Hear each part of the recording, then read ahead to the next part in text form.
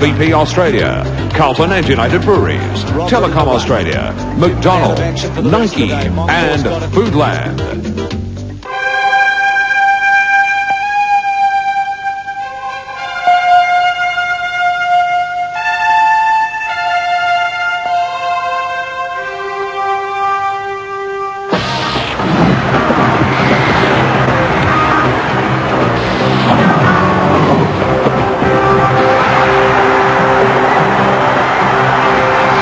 Good use of the body, ducks back, shoots a goal, it's rolling, yes! Tremendous effort from Subic. The full forward, Dorothy, I want to be a rocket star, yes!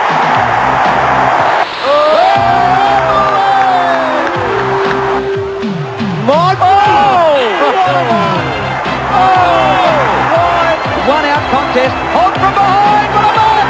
Merritt, yes! McAdam, tell me McAdam kick this pass. He's given it a barrel. He's given it a big one. It's a ride. It's a goal. A beautiful kick. Modric. Here's the mark of the year. It's the name of the game.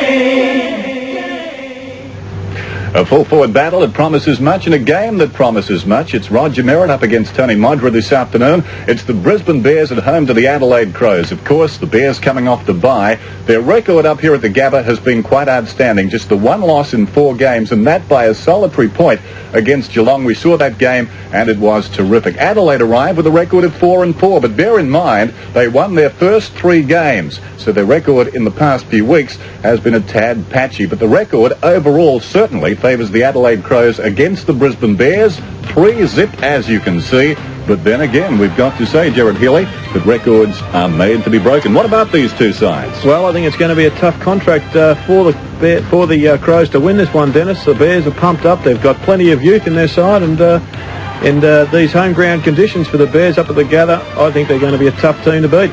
Richard Champion is out of the team as far as the Bears are concerned. How will that affect them? Well, I think Dion Scott will possibly go in and replace him at centre-half forward, as we have up on the screen there. Ashley Green is also another one to back him up. Roger Merritt and Michael Murphy have kicked 54 goals between them this season, but it's the youth of the Bears that has sparked them. Chapman, Buckley, Voss, Kennedy and co. The list goes on. And a very important game, this one, for the Adelaide Crows. Obviously, their form in the last month has not been what Graham Corns in the city of Adelaide would like. Now, if they're to make the 6, this is a must-win for them. Groom out of the selected side. In come Hodges, who kicked 7 in a state game last week. Patterson and Mark Visca from Glenelg in for his first game. They're in from a 5-man bench named Brown and Sanderson have missed.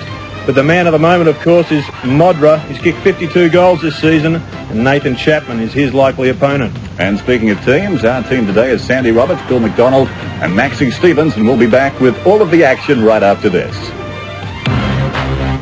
It's the name of the game.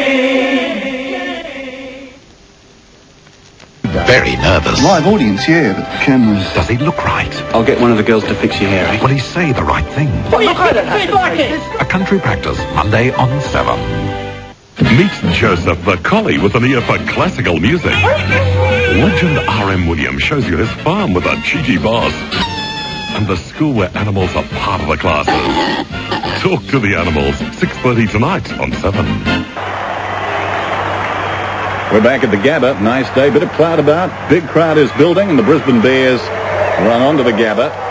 And so far, every time they've done this, they've been most competitive, of course, coming off that annihilation of the Sydney Swans on this ground before they took the bye. Roger Merritt having a wonderful season. We touched on him before. How he goes this afternoon, by comparison with Tony Modra, could be a telling factor in this game. A terrific atmosphere. But just for the moment, while we're looking ahead, time to step back in time for the man and the year. McDonald's presents The Man and the Year. 1982, and the eyes of the sporting world turned to Brisbane for the Commonwealth Games. A loaf of bread cost only 82 cents. The entertainment world mourns the loss of Hollywood greats Henry Fonda and Marty Feldman. And Gurners Lane completes the Melbourne Caulfield Cup double. It was also the year Carlton won back-to-back premierships, defeating Richmond in the grand final. A year Blues premiership hero Wayne Johnston will never forget. Richmond were pretty hot favourites. They had they'd beaten us conclusively in that finals match we played them in the I think it was the qualifying final. They were a very pumped up team for finals football, Richmond. But I suppose to cut a long story short, we actually went out with plenty of vim and vigour, and we hit the packs early, attacked early, had 2 or 3 goals on the board before you could almost blink. I think if you're in the queue for a pie or something, you're in trouble. It was the third of 4 premierships for the Dominator, the first coming in 79, the last in 87 against Hawthorn. But 82 had everything. We had rain, hail and shine. We had a streaker, which I suppose I was imminently responsible for removing from the ground. We were in front early, then they fought back, and they were in front, and we fought back in the third quarter and held sway for the rest of the day. To play on players like Rioli and Rains on that day was particularly good because they're good friends of mine, and it was just a great contest. A fearless centreman come half forward, Johnston starred against the Tigers with 21 kicks and 2 goals. Many said he was unlucky not to win a Norm Smith medal for best on ground. Handed the captaincy in 84 and 85, Johnston played 209 games for the Blues before retiring in 1990, ending a golden era. The Sheldons, Buckleys, Harmses, Marcoux, McConvilles, etc. They just go on. Not to mention the really high-class players at those times, the Dools, Mackays, Southbys, Rostons, etc. I mean, not often you can mention those names in, just like that off the top of your head, all in one side, all in one era. We were very fortunate. Johnston started a coaching career at Sebastopol in Ballarat before gathering his clan of 5 and moving to Queensland, where he is now coach of QAFL improvers Kedron Grange. One of the great VFL players, watch out, his next aim is to become one of the AFL's great coaches. The name of the game is Australian. Ben Hart from fullback. Stops, waits, goes short towards Nigel Smart. Makes an error. Makes up for it beautifully though. Handballs over to Francis. Francis away with a bounce. Decides to go for a long bomb. A good kick taken by Jarman. One bounce. Another bounce. Darren Jarman looking up for options. Decides to go towards Kernahan. Kernahan takes it. He goes for the goal square with a long one. It's floating up there. Modra with a mark. If you thought you'd never see these champions playing in the one team, you were wrong.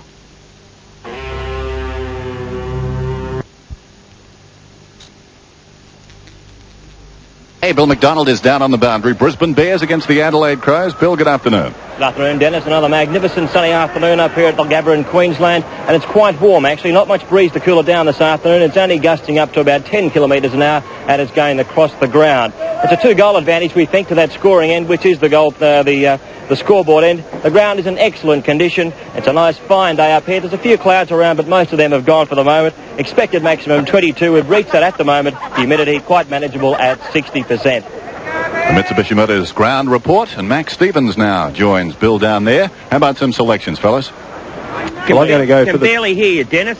Big crowd here. I tell you, I have to go for Adelaide. Great ground. This is a very big ground, and I think it'll suit the Crows. Well, you're a big fan of the crowd here too, Max, I might say. I'm going to go for the Brisbane Bears today. They play really well here at the Gabba, and I just can't see the Crows getting over them this afternoon. Sorry, mate. Read the script, Max. Okay, who's going which way? They just had the toss of the coin, and the Bears will be going left to right here at the Gabba. And another very good crowd. They've got to be happy with this move. Everything seems to be working out particularly well for the Bears, not only on the football field, but the support off the ground, the atmosphere they get. Everything is terrific. Look at that. The Sir Leslie Wilson stand away to our right, and that grandstand behind the goals down there. It's packed. What about a selection across the commentary desk? Gerard? Well, I'm going for the Brisbane Football Club, Dennis, because of their outstanding record here. Sandy? Yes, Dennis, I've seen the Bears. This will be the third time at this ground, and they've performed admirably. I know the Crows have got to come back, but I'll stick with the home side in a close one. Well, I thought the Crows would make the top 3, so I feel I must stay with them this afternoon. This is the sort of game they've got to win. Sheehan and Viney, the umpires, set to go. Noonan has the tagging job on McDermott. Rucks go at it. Over the top, Kennedy having a wonderful season, won it down, but straight to Anderson, who boots it inside the attacking 50 for the Crows. Voss couldn't control it. Modra back to goal, feeds it out to Smart, who appears to be on the forward line. Liptak goes back, almost the mark, bounces off his chest, close to the goal line. Well, eventually, by committee. They decided to push it across for a behind. Yes, Nigel Smart lining up a centre-half forward for the Crows. Usually plays in defence. So obviously we can expect the unexpected from Corns today. Fletcher is on half-back. He's been in good form. Off to McLean. The defence has been working well, the Bears. McLean's kick up towards half-forward. Over the head of White it goes. But he recovers. Still across that half-forward line. Pushed back towards White now. He's a talented player, but he's caught. The ball spills free. No one able to pick it up. Eventually, the Crows will come away. The advantage is paid. McDermott runs in and out of trouble. Eventually gets the hand pass away. Buckley is at the bottom of the pack. He gets it out, but straight to Anderson. Greg Anderson's second kick for the game. Up towards half-forward. McLean chops it off. Mick McLean back towards centre half-forward once again. Visca is there for the Crows, but so too is Scotty Lee.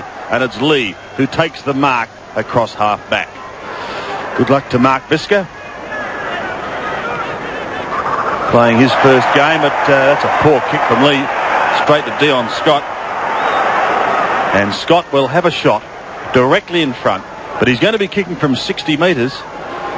Slight breeze favouring the end, and it normally does favour the scoreboard end here at the Gabba. But the Bears pulling a good crowd, and it's great to see for football. The drop punt's on its way. It's a good-looking kick. He snuck it home for the first of the day. Scott gets his first and the Bears first, and they lead by 5 points.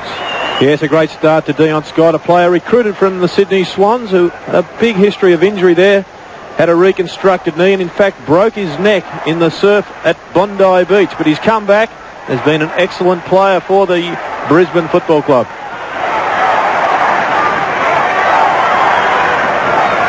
That was a thumping kick. And the Bears lead it by 5 points.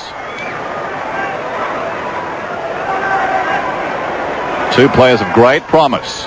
Face to face here, Kennedy and Wren. Won by the latter, taken away by Craven, down towards half-forward. Visca and/or Maynard. Well, they didn't do too well there. White flicks it out. Now an opportunity. Francis, long kick. It floats right and goes through for a behind. So Dion and Fabian, both on the forward line. Takes you back, Sandy, eh? The 60s? Oh, huge they were, and I just wonder when they're going to tour. Paul Pios, looking into the glare of the sun. Scott Lee waiting for the ball to come back. There's Roger Merritt. Interesting half-forward line for the Crows. We have Nigel Smart. He's been picked up by McLean, centre half-forward. He'll be interchanging, I guess, at centre half-forward with Robin, who's on the flank at the moment, being picked up by Leslie. And John Gastev has Jarman, who's been placed on a half-forward flank. Push in the back from the Lee kick-in. Not much doubt about that. So Dion Scott has the ball again, about 60 metres from goal.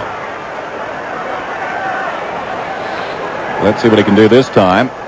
His last kick was just outside the 50, but cleared the fence. He goes again, not as good this time. They'll contest right in the square. Big pack at the fall of the ball. Wren had it, then lost it. Lee heads for the goal line, and it's forced across, but an element of danger in that. He got the angle back to between the posts. The goal post, that was. May have been better advised to head across the goal line between the goal and behind post. So Lee will again bring it back into play. After a sensational start to the year, the Crows have faltered a little. They'll be desperately keen to get back on track this afternoon.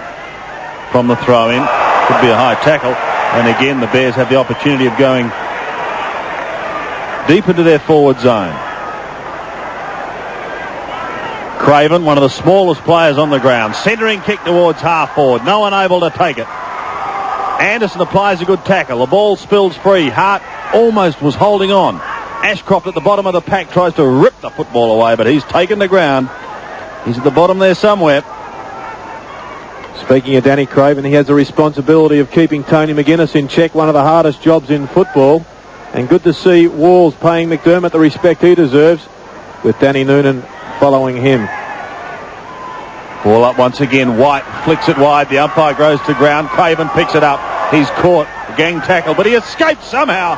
Gets a kick, but he slams it right into the behind post and out of bounds on the full. So a busy start for Danny Craven, one of the game's nomads. But good to see him settling down into this Bears outfit. McDermott brings it back into play. Heads towards the boundary line. Anderson, Kennedy both fly. Bears have the numbers. Ashcroft takes the hand pass from Fletcher. Fletcher may have to go in and get it again from Anderson, who pushes it up towards centre wing. Close to the boundary line it goes. And eventually, it's going to be kept in by Jarman, but his hand pass goes astray. Fletcher, now Gastev. Fletcher could have almost copped one then. Kennedy, McLean. Oh, the Bears looking good as they go through the centre. McLean's long penetrating kick up towards Merritt. He's there. Waiting down is Clark. Picked it up on the half volley. Magnificent pickup, but he couldn't cap it off with a goal. One behind only. Great passage of play by the Brisbane Bears, showing some good signs early in the piece. Clark, terrific piece of roving at the feet of Roger Merritt. That's where he'll have to be all game. Should have converted, however. Hard in short to Visca. The game being dominated at the present time by the Brisbane Bears. Although, as I say that, Bickley shovels a hand pass away to Anderson, who's been active. Probing kick inside the 50. Modra up in front, fisted away by Chapman. Liptak is outnumbered 3-1. No support. Hart got him. Dragged him down. Advantage is paid. Leslie to Chapman, who swings it around the outer side. Not a good kick. It bounces out of bounds and will be thrown in. Right on the wing. Dion Scott playing strongly early. Sean Wren.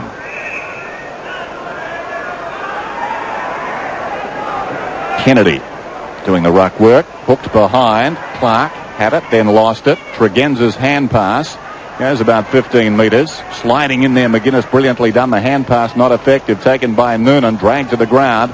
Now Tregenza. And he can't keep it in. So it's 1-3 to a behind. It's interesting, Dennis, to note the effect that the move to Brisbane has had on the Brisbane Bears.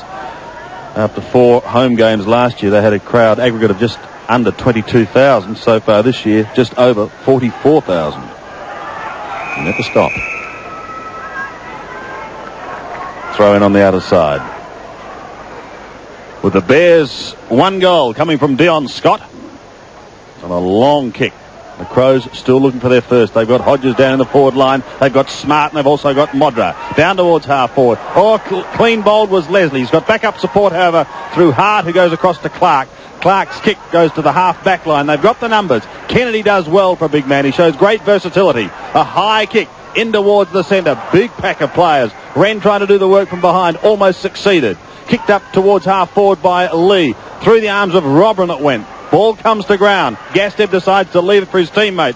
And they stack him up to see a bounce take place some 35 metres out from the Crows' scoring zone. They have just the 1 behind on the board at the moment. Johnny Gastev is the club best and fairest on 2 occasions to date, in 89 and 92.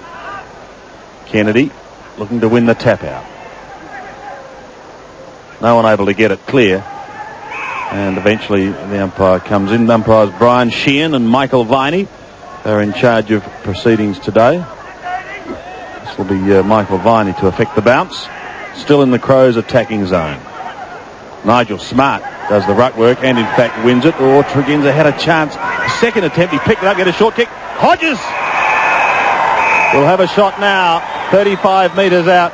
He's the forgotten forward of the Adelaide Crows after we've been blessed with Modra magic in recent weeks. Well, he did come back to form in a state game during the last week, kicking 7 goals against Western Australia. Not state of origin, of course, but good for his confidence. Hodges looking for the Crows first, and he makes no mistake. They had nothing, but they were willing to risk it all. Tonight, hi, I've come about the audition. Experience the energy. Look at that! The passion. Let's keep relations on a professional basis. The electrifying music. And the out-of-control fun. I'm black and I'm proud. For the first time on television, one of the top box office sensations of the 90s. I think I'm getting the hang of this. Just Jeans presents The Commitments tonight on 7. The Bears lead by 2 points. Back in the middle. Wren decisively knocks it down towards centre half forward, taken away by McLean. His kick back towards the half forward line for the Bears. Now it's taken away by Kennedy, but in the meantime, Ricciuto is going to get a free kick. He was held without it. Notice Greg Anderson was lining up into the centre bounce there for the Crows. Down towards half forward goes the kick. Robin in front, fisted away by Leslie. Going in hard was Craven. This is Hart, close to the boundary line. Not a good kick. He had more than ample time there. He popped it out of bounds on the full. And Tony McGuinness will take the resultant free. And another important matchup, a bit of a tongue twister. Buckley is being picked up by Bickley. There goes the kick from McGuinness. Out comes Modra, forced to spoil eventually. Noonan was over the ball. McDermott slides in there and a whistle. A lot of South Australians playing in this game. You look at the Bears, I think 6 players in their lineup played in the South Australian National Football League. So a lot of familiar faces. That was Stephen Rowe looking on and warming up. This is Lee. He turns 30 next week and in trouble. No special treatment there. Noonan slides in. Shovels it out. Smart at close quarters till Lee goes with the left foot inside the 50. Awkward bouncing ball. Hodges over his head now. Modra. Chapman is after him. Well played, young Chapman on his knees. Goes looking for support in Clark. Clark gets it across to McLean. Gets a Shepherd too. He needed one. Bounces off one tackler and crosses the boundary line. We'll spare a thought for young Nathan Chapman, the second man taken in last November's draft. This season so far, he's played on Sumich, Ablett, and this afternoon Modra. And has been most impressive. McLean again. Goes to the half back line. That kick goes astray, however, and McDermott takes the mark. Into half forward, and Hodges again. Well out in front, and Scott Hodges will have a shot from 50 metres. He's kicked the Crows' only goal to date. But he was probably 5 or 6 metres ahead of Michael Voss. Good looking kick. This is second. And the Crows hit the front. 2-1. Plays 1-3. Yes, and twice in a couple of minutes. Hodges has got away from Voss. This is a good kick, centering the ball. And the Crows have done that well this season, opening up the gap out in front of the goals, 40 metres in that so-called hole. Hodges filled it nicely and then converted. Margin 4 points. Wren gets it down. McDermott. Blanketed. Buckley tries to go off the ground. McDermott gets it back to Wren. He's in trouble. That's holding the ball. Kennedy. Advantage is paid. Noonan to Buckley. 60 metres out. Had more time than he thought. He pulls the kick. It goes sneaking through for a behind.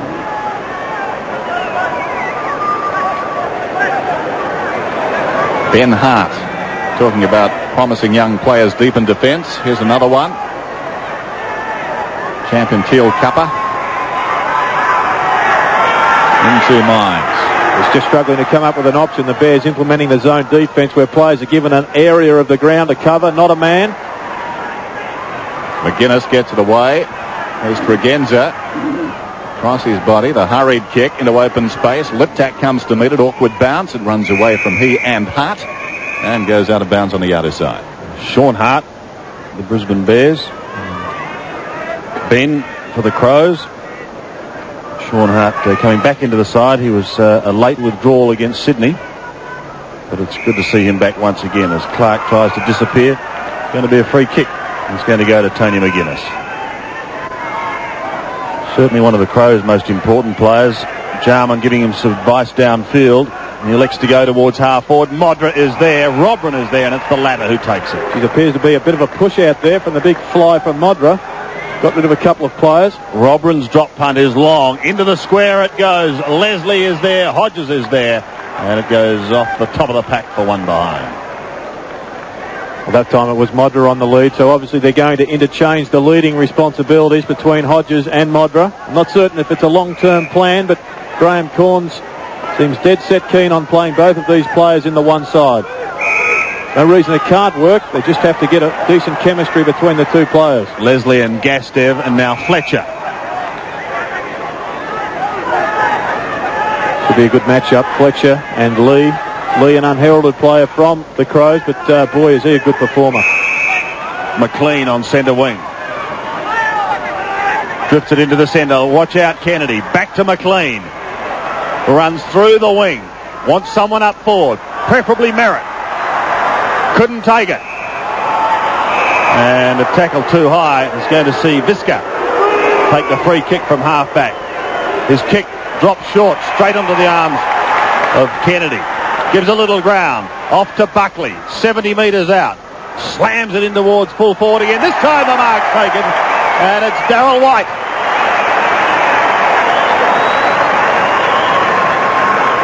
Coming back into the side, Darryl White. Broke his hand in the opening round against North. And then he did suffer ligament damage against Geelong. He makes no mistake. The three of us. With the power of a V6 24-valve engine, ABS brakes, and four-wheel multi-link suspension. Leslie across half-back, aided there by Clark. McLean's playing very well as a sweeper. Leslie back to McLean. He runs it out of defence, goes by hand. This is Fletcher, close to the boundary line. Gets by Tregenza a little too easily. Goes down towards half-forward. In front was Scott from behind Maynard. Claims the mark and it's paid. Yes, McLean really is running off Nigel Smart across half-forward. Smart, of course, has the aerial supremacy, the advantage. But McLean's chopping him up on the ground. Maynard gave it to Anderson, who kicks it down towards the 50. John Gastev gets back. Twice a best and fairest winner for the Brisbane Bears. Played 30 games for the West Coast Eagles. What a servant he's been up here. Content that time to run it out of bounds. And Johnny Gastev on screen is being given the task of running off Jarman, keeping him in check, but giving some drive to the Bears. They appear to be doing that quite well at the moment. Noonan's kick taken by Jarman. Now Leslie in the road on his knees. Martin Leslie. This is Boss. Now Ashcroft. Plenty of space, can run it out. Brisbane leading by 2 points. Chapman right up on the wing. Has a bounce, settles, kicks down towards the attacking 50 for his team. Wren from behind got a fist on it. Lee in front at close quarters to McGuinness, who goes with the right boot. Chapman played it nicely. Bickley coming in the other direction, but Buckley got it to Fletcher. Fletcher hooks it inside the 50. No relayed free kick. The crowd is screaming. Hart boots it back. And a steadying mark taken for the Crows by Mark Bickley. Bickley swings it into the centre. Could be dangerous. Maynard. Play on call. White tries to get it out to Danny Noonan. His kick is partly smothered. It's inside 50. Merritt, a clever little palm towards Gastev. Tried to sock her off the ground. Pressure now on the Crows' defence. Oh, good pick up by Fabian. Yes!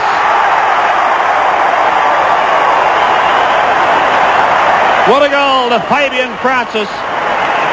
And the Bears hit back. 3-4 plays 2-2.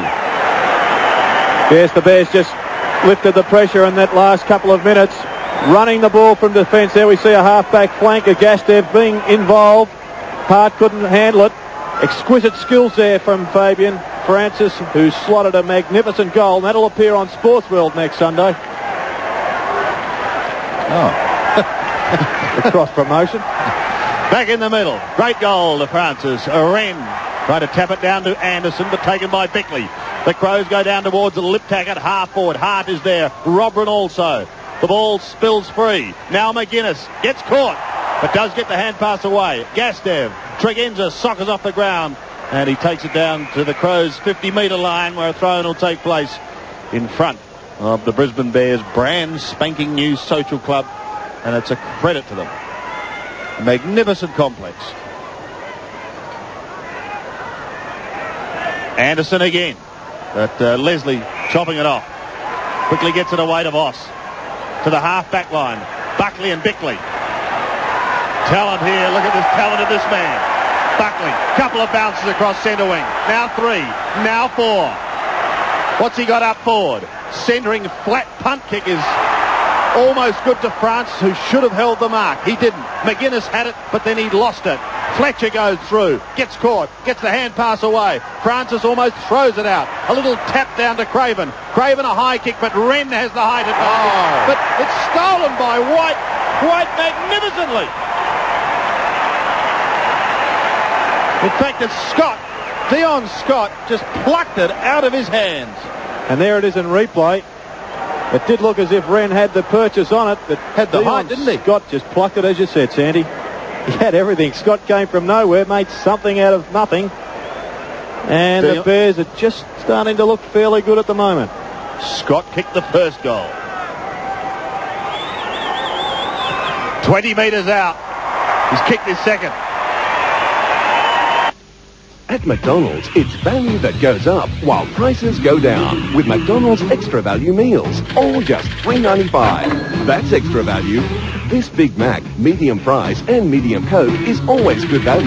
But at $3.95, it's extra good value. Here's another. McChicken, medium fries, medium Coke, extra value at $3.95. And there's a great choice of McDonald's Extra Value meals. Just $3.95 each. So what are you waiting for? Scott is rocking now, so Dion is wandering all over the ground. This is McDermott, surrounded.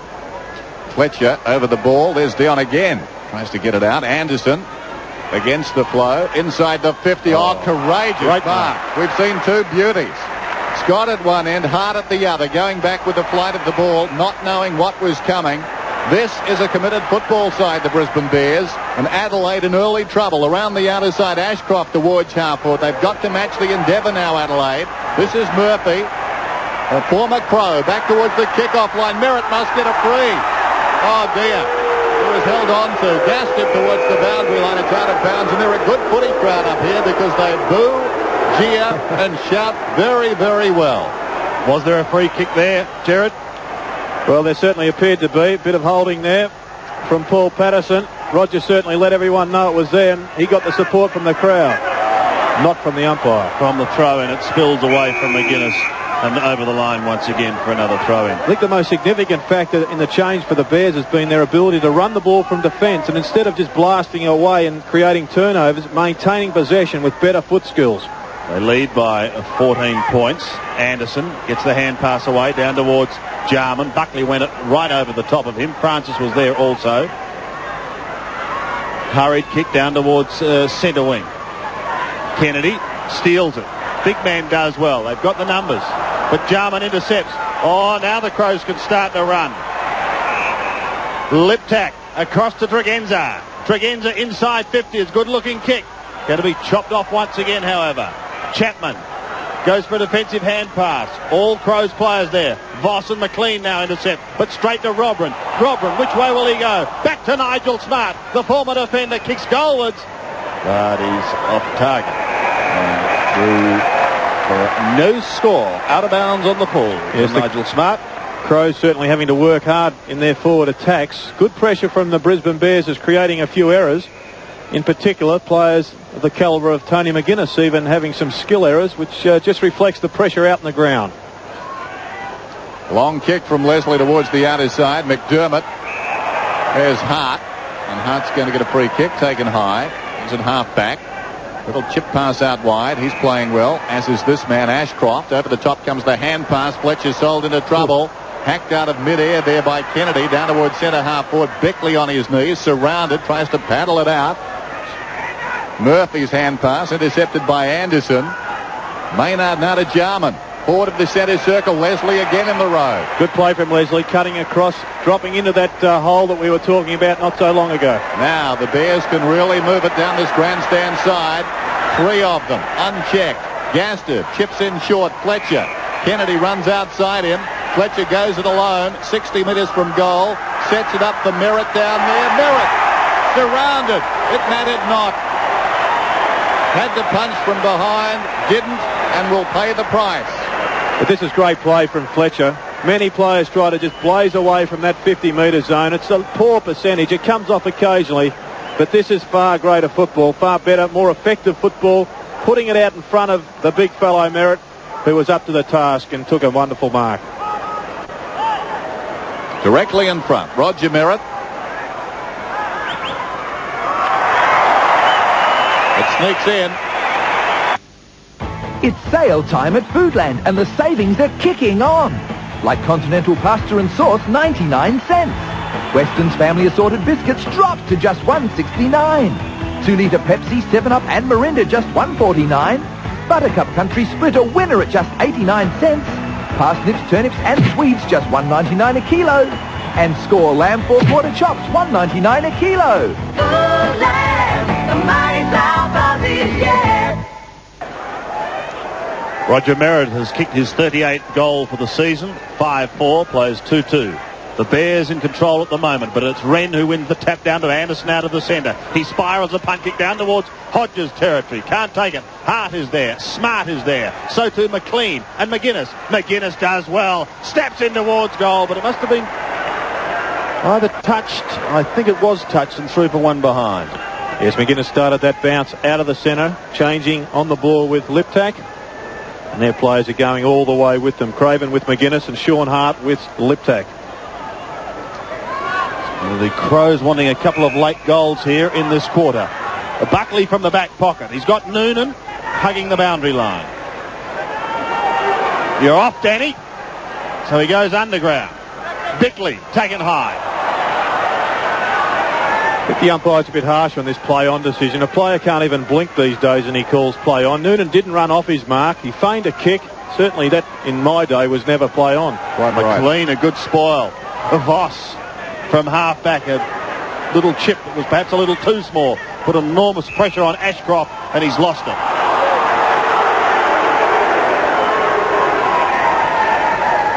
So Smart to take the kick outside 50.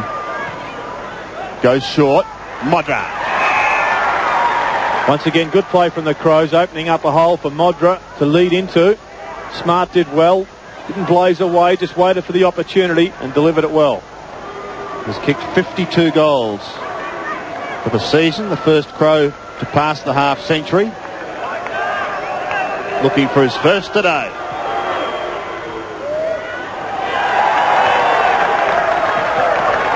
He's now kicked 52 goals and 14 behinds. Yes, and that one faded the same way as Scott Hodges, going left to right as the player shoots at the goal stick. So perhaps that breeze just putting a bit of work on the football. Here's Voss, straight up the middle. That is a long kick. Wren got a fist on it. Leslie improvising. This is Clark. Sharked by Liptak. Tregenza over the top into space. McDermott met by Ashcroft. Liptak once more. Delayed the hand pass intelligently. Robran floats it down towards full forward. Taken nicely by Voss. Hart. High kick close to the boundary. Tregenza just inside the field of play. Wishes he'd gone out on the first occasion, I fancy. Met pretty solidly from a couple of directions. And a boundary throw in. Simon Tregenza feeling the effects of that one. Tossed it on the outer side. Kennedy up in front. Anderson didn't have it. Down goes Craven. Anderson has been pretty good so far for the Crows, but their good players are few and far between. Brisbane looking very chirpy, very cocky. 5-4 to 2-4. On the outer side, Kennedy goes with a roundhouse right and just slaps it towards centre wing. Lee is there, but he's under great pressure. They dearly love a goal before quarter time. Rashudio up towards Hodges. Bounces off his chest. Robran, the big man, tries to storm through. Can't do so. It's locked up at centre half forward for the Crows, and a bounce to take place. I think that's the Bermuda Triangle as far as Johnny Gastive's concerned. That's where Gary Ablett hit him too, right in about that spot. Yes, not but on the his fact back, but well, the fact he put his body on the line has saved his side probably a goal. Hodges would have taken a clear chest mark. Well done. Still time. Robran tries some soccer work, but it's Chapman who sees it towards the line. Troy Clark there also. And a throw in to take place. Right forward pocket for the Crows. Kicked just a couple of goals in this quarter, and both to Scott Hodges. Anderson caught.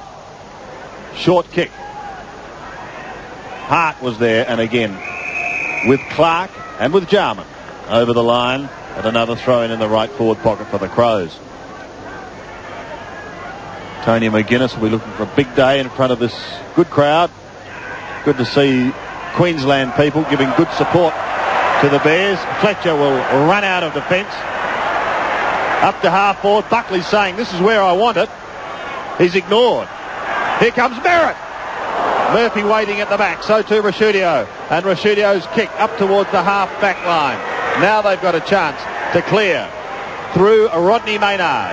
Maynard to centre wing towards Robran, but the siren sounds. It's quarter time here at the Gabba, and the honours in the first quarter with the home side. Brisbane 5-4, 34, leading Adelaide 2-4-16.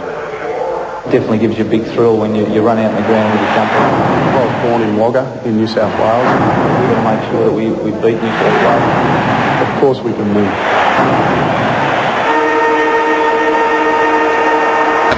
18 points the margin. The Bears 5-4, the Crows are 2-4. Scott has 2 goals and singles to Merritt, Francis and White. And for Adelaide, Scott Hodges has both of their goals. Today's game is part of the Carlton and United Breweries 1993 AFL Premiership season. Plenty of enthusiasm here this afternoon, and why not? They're playing good football at the moment as we go down to the boundary. It's Bill and Max. Yes, that was the message from the Bears camp at quarter time. Keep the enthusiasm up and keep applying the physical pressure around the ground, around the packs. Robert Ward's very happy with the team's performance that quarter. Max, how'd you go to the Crows camp? Well, Bill, a lot of positional changes for the Crows this week. We're seeing Smart on the half-forward line, Anderson in the centre, and Bickley picking up Buckley on a wing. Graham Corns claims they lost a lot of opportunities in that quarter. I think you'll find that Stephen Rowe will come on, and Matthew Liptak coming off. Thank you, gentlemen. There's Martin Leslie. And certainly the attitude of the Bears has been exemplary in that first quarter. They really did attack the ball hard. They ran it out well, precision kicking. And you get the feeling Adelaide's season could be riding on the line here. 4-4 coming in. They can't drop this one. 5-4-2-4, start of the second term. Up goes Scott and thumps it about 30 metres, taken by White, lays it off nicely. This is Buckley, a sweeping hand pass out wide to accommodate the run of Fletcher. Fletcher goes down, out comes Merritt, tries to go by Anderson, who did well. Now the big man Wren gets it away. Bickley got it back to Anderson, who boots it down towards the wing. Rowe missed the ball, brilliantly picked up now by Craven. Back towards centre half forward. Viscus around it with strength. Moves the ball about 5 metres. Lee a little untidy. Needed to find a man. Buckley gets by a couple. Buckley just forward of the wing. Floats it into attack again. Hart did well. Shins the ball out towards centre half back. Maynard took his eye off the ball. Clark over it. Well played by Maynard eventually. Tregenza to Anderson, who waits. Tregenza on the run. Now released down towards centre half forward. Goes close to Leslie. Kicks it high. As a result, not quite the distance. Gassed it again. So often the saviour gets across and puts a hand on it.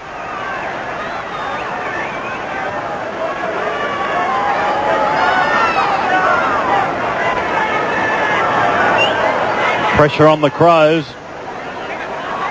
As Dennis said, a must-win game for them. This round has been so full of tight, tense matches so far and important clashes. When we look back at the Eagles and St Kilda, similar situation for the Bears. There's a fine mark. Geez, playing well, Scott. Just backed into the pack and floated across. Dion Scott just forward of centre. Goes up towards Roger Merritt. Over the top of Lee. Couldn't complete the mark. Roger looks to be in a bit of trouble. Down. And for him to be down like that, the stuffing's got to be knocked out of him. We'll keep an eye on things. Up towards Nigel Smart. Couldn't take it, but he was held. And Smart will take it forward of centre wing. Merritt still down behind play. Smart. Oh, beautifully smothered. Smart goes in again. Eventually gets it out the back door. Ashcroft takes the hand pass. The Crows a chance to go down towards Fletcher. Lee takes him out. Opens the path for McDermott. His hand pass, though, is intercepted and pushed over the line. And Buckley showing his class in this game. Merritt is up. And that is good news for Bears fans. Heavy fall, this one. Could have just taken the wind out of his sails. Good to see he's okay at the moment. Lee. Up towards the half-forward line. Off the boot. And over the line. And that was off the boot on the full. So Rowe will take it. It came from the boot of Hart. Rowe's kick is short. Bickley marks inside 50. Maynard's off. Mark Bickley will be shooting for the Crows' third goal. 2 in the first quarter, both kicked by Scott Hodges. Bickley from the pocket. An important kick. Could have taken it across the face. No, it's okay. He's put it through for his first. Secrets. Danielle Steele's most controversial bestseller comes to the screen. Secrets. Sneaking you behind the scenes of a smash hit TV drama where real life is a whole lot hotter than fiction. Leading lady Sabina is trying to get her hooks into the boss. Heartthrob Zach is trying to seduce his married co-star. And what's innocent little Gabby trying to hide? Secrets. Christopher Plummer, Gary Collins, Linda Pearl in Danielle Steele's Secrets. Presented by Strepsils. 8:30 Monday on 7. The Bears lead by 11 points. McLean appeared to be pushed in the back. Smart, the hurried kick out of there. Leslie's hand pass back into the congestion. Bickley slaps it out. Robran gets it away nicely. This is McGuinness from 55 metres down towards the kickoff line. Modra behind, turns round and kicks a goal. Opportunistic there by Tony Modra. His first of the afternoon. And how quickly a game can change. 2 quick goals to the Crows. And importantly, they're getting a couple of their runners into the play with Tony McGuinness on the end of a handball there. He's been fairly quiet today, been well held by Craven. Bickley's had his hands full with Buckley, but he's also been involved in the last 2 goals. If the Crows are to turn this around, they must get some run from their match winners on the ball. They're closing the gap. Let's see what happens from the middle this time. Ashcroft tries to belt it down towards White. Does well. Scott going past, stabs up towards full forward. Good spoil by Hart. Spills free. Jamison couldn't take it cleanly. Fabian Francis off to Clark. Clark, another one, was meant for Fletcher. He's going to be under pressure. Just inside 50. Patterson takes the hand pass. Tregenza on the boundary line. Loses it to Fabian Francis. Francis kick up towards full forward. Oh, and a spectacular mark taken at the back by Sean Wren. Wren from fullback. Floating kick, it's not good. Straight to Kennedy. Kennedy plays on. Can he kick a goal from here? Well, he heads for home, 60 metres out. Into the square it goes. Merritt's in front. Couldn't complete the mark. Gets the hand pass out to Buckley. A hurried little chip, however, under pressure.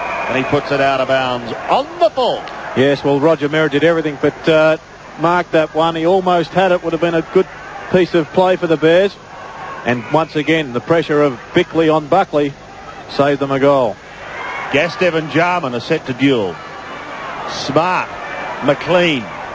The quartet is there. Smart has the better on this occasion to Anderson. Suddenly it's down towards Hodges territory. Modra also, but the boundary line will out on this occasion. And a throw in from the Crows' left forward pocket. They've started brilliantly in the second quarter. 2 quick goals and they've closed the gap.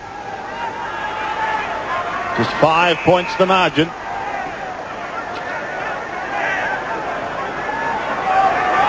And they've got it in goal scoring range. A row, a snap. And it's out on the full. Starting on the bench. Rowe getting his chance in the second quarter.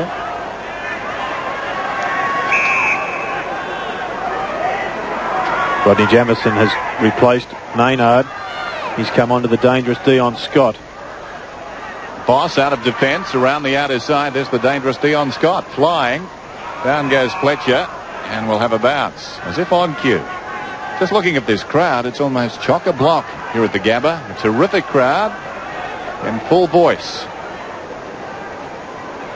Apart from the gentleman in the blue t-shirt. It's out of bounds and a throw in.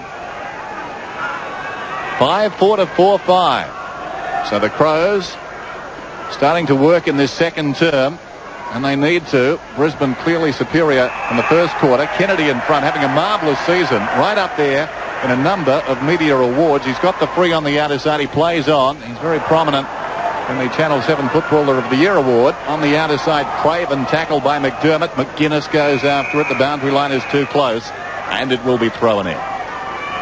Where the Crows are missing out is they're not getting full value from a couple of their noted possession winners, and I speak of Chris McDermott. Danny Noonan's doing an excellent job on him in the middle. Anderson's doing very well for the Crows. Releases McGuinness. Long kick inside the 50. Hodges up, off hands, controlled it pretty well on the ground, pulls it around the corner. The next South Australian in the road. The hand pass, though, from Leslie, not good. McLean keeps it in. Well played. Now Jarman, tackled by Gaston. Still he goes, holding the ball, the decision. It bounced back to him. Now, that look, he feigns indignation. I'm not sure he felt it. But Gaston has the free and comes across to Ashcroft, who plays on. They're very adept now, the Bears, at running it out. This is Voss. Well-weighted kick. And back goes Hart to take the mark on the run. It was a very good kick. Yes, the transformation of the Bears is remarkable. Their kicking to position now is excellent. And that's the reason they were able to swing it from a defence into attack so quickly. Sean Hart's kick was to perfection for Roger Merritt, who just got a metre in front of Paul Patterson and stayed there. Merritt kicked a goal in the first quarter. And there you see on the replay, Roger Merritt, classical football, taking the ball out in front in the outstretched hands, not allowing Patterson any chance to get leverage on the football. Margin at the moment is 5 points. This to stretch it to 11. He makes no mistake, straight through the middle. Got to get the wheels in motion. At your local BP shop, you'll find just about everything you need. So get your wheels in motion and get on down to BP on the double. Because right now, buy 2 of any product and you could win one of 800 fantastic mountain bikes. There'll be a winner at every BP shop. BP, on the move. The Bears by 11 points. Out of the centre, Bickley working hard, off to Tregenza. Tregenza forward of centre now. Suddenly the Crows have it down towards Modra. Loses it. Again, Chapman comes out of defence for Brisbane. Towards centre wing. Scott plucks it over the top. And is now called to play on. No advantage there. Craven off to Ashcroft. Marcus Ashcroft to the 50-metre line for the Bears. Crows having the numbers. Rashudo near the boundary line. Keeps it in play. Patterson over the top. Visca under pressure. Gets it away to McDermott. And they're going to come out of trouble. Rashudo's kick across centre wing. Leslie was there. McLean also. Clark in front. Look at Troy Clark. Oh, showing great skill. Played by Clark. Up towards centre wing. Ashcroft couldn't get a run at the ball. And Wren takes the mark. Plays on quickly. Hand pass to Mark Visca. Up towards Jarman. Down goes the umpire, but Jarman takes the mark. Danger here. Hodges. Yes, good swing there from the Crows. They brought it quickly from defence into attack, and that once again allows the Crows to open up that spot 45 metres out in front of goal, the percentage area, and Hodges shouldn't have much difficulty in kicking a goal from there. This for his third. From 48 metres. What was that you were saying, Jared? It's the classic Moz. Put it on a player from St Kilda yesterday. And he certainly proved me wrong once again. Margin now is 10 points. Leslie has it in the back pocket. He's playing very well this afternoon. Generally does. This is Buckley. High kick towards the wing. In from the side almost to Wren. Taken by Noonan to Gastiff. Oh. Sold into trouble was Clark, taken too high. Nigel Smart was coming in very quickly, but the tackle just slipped up. Buckley runs on. Chips it out wide. Too far for Craven. Ricciuto gets across and carries it across the boundary line.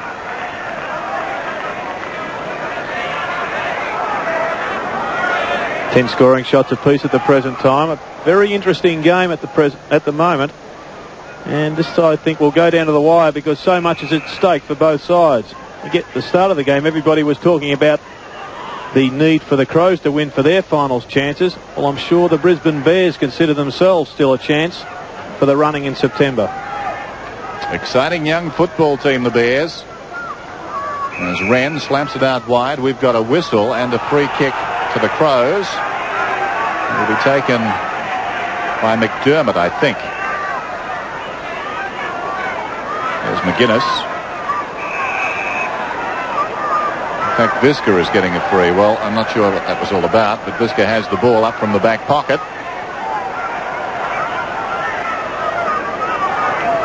Goes towards the wing. Robert in from the side at the second attempt, takes the mark. Brilliant hand pass. Sends Lee away. Spears the pass into Modra. And that is great football from the Crows. Good to see Robram getting involved. He's had a tough time of it. Leslie's been on top so far. It's no coincidence when he gets his hands on the ball, the Crows start to fire. And more than any other player, I think his performance in the next few months will determine the Crows' future. It's an excellent handball, though. Modra kicking at his second goal. It's close. It's good.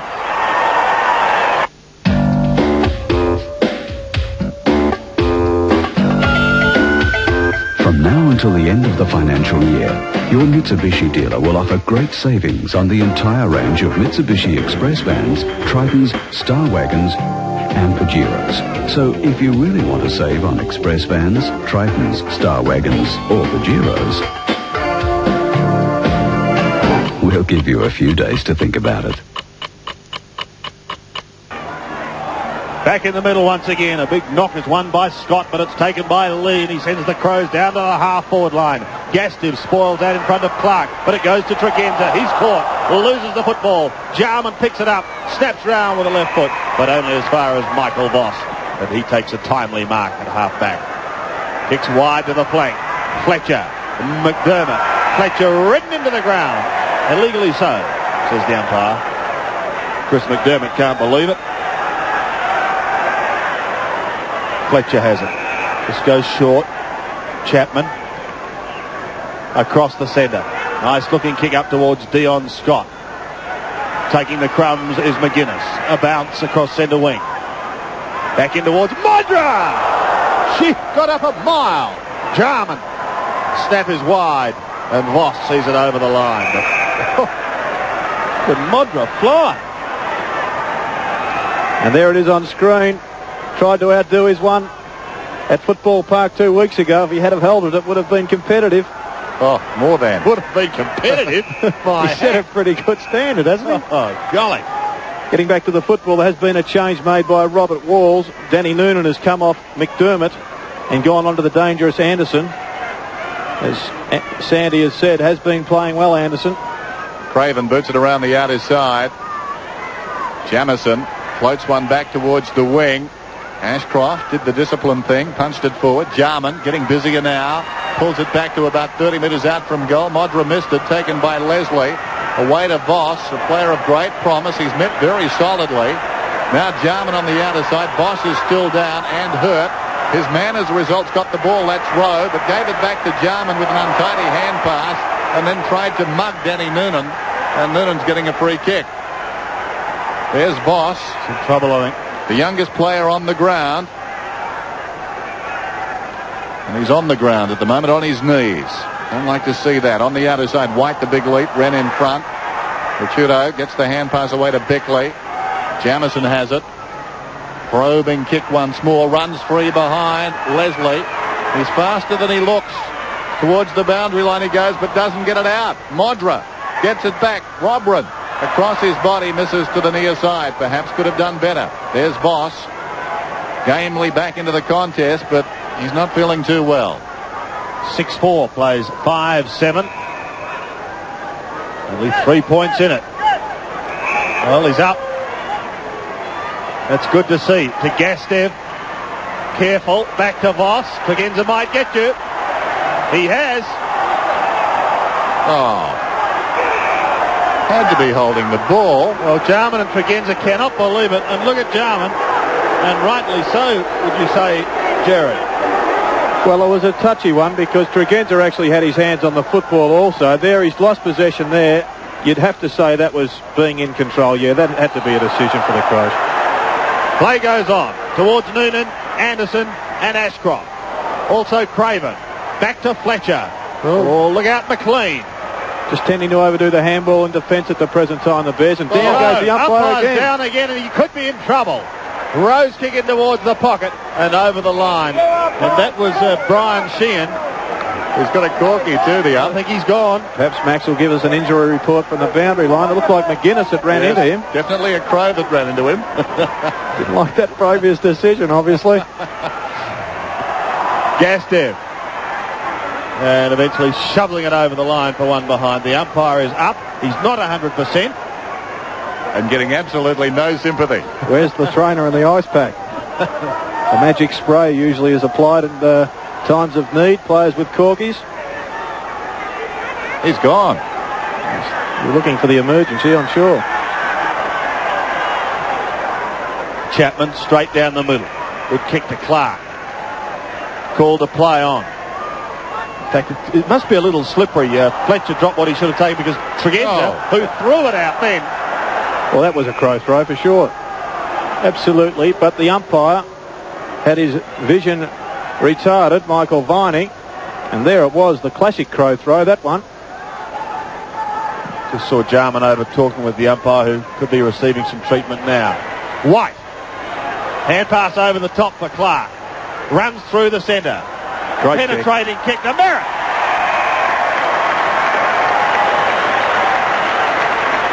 I don't think Jarman was inquiring about the umpire's health either. It was just that he had a captive audience and the umpire couldn't run away. He wanted to talk about that holding the ball again. I have been impressed with Troy Clark's game today. His skills with the football have been terrific, and also his tackling. He made one on the boundary line earlier in this quarter, which turned the ball over for the Bears and got it back into their attack. Here we see Marcus Ashcroft coming off the ground, replaced by Paul Pios. Ashcroft started on Anderson and has been beaten to date. That's away to the right. And never really coming back. One behind. So a good tight struggle here at the Gabba. It's had it all, hasn't it? Well, it has. Umpires going down. Brian Sheen still hobbling behind the play. And Modra just missing one of the great marks. McGuinness. But most of all, we've got two sides, both emerging, both fighting for a finals berth, slugging it out up here at the Gabba with a packed crowd, something that 2 years ago you wouldn't have thought possible. It's great to see. Kennedy and Wren, the two big men, working hard, but it's Bickley who intercepts off to Tregenza. Good shepherding sees him clear. Jarman back again to Tregenza. Danger here for the Bears. Good looking kick. Modra on the chest. Good football. The Bears in control of that ball from one end of the ground to the other. And Tony Modra kicking for his 55th goal of the season. Yes, Maynard coming onto the ground to give the big fellow Wren a rest. But Tregenza starting to exert some influence on this game, running through the lines on the wing. This to regain the lead. Well, it's probably one he should have got too. Almost directly in front. As big Sean Wren has a spell on the bench.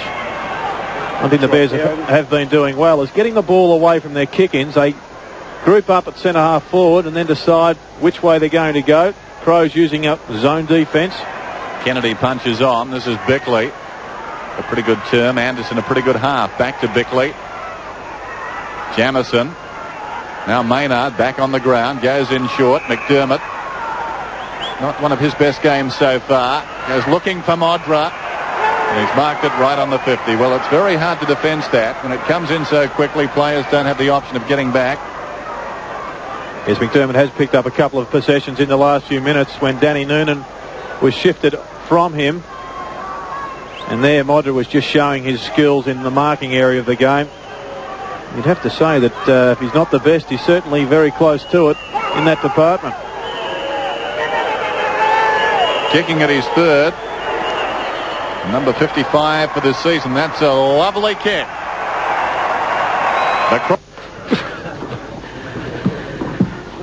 Mate, we've got to get a hold of London. Yeah, Antwerp too. We don't call them now, they'll be onto this claim like a seagull onto a sick pond. Yeah?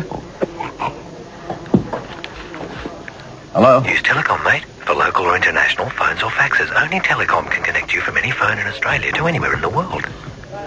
You haven't got a fax machine, have you, mate? Telecom service. We're talking anywhere to anywhere. 3 goals to Tony Modra. 6'9", plays 6'5". The Crows regaining the ascendancy. What happens from the middle? Clark is at the bottom. Going to get a free kick.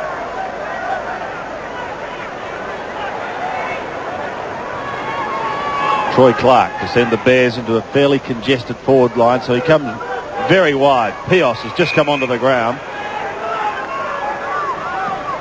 Paul Pios has kicked to 3 Bears players, and they've all missed it. Murphy may get a chance at the back. He spoons it up, trying to accommodate Francis. It's paddled out the back to White. Soccer's off the ground. McGuinness is there, and he defends going wide.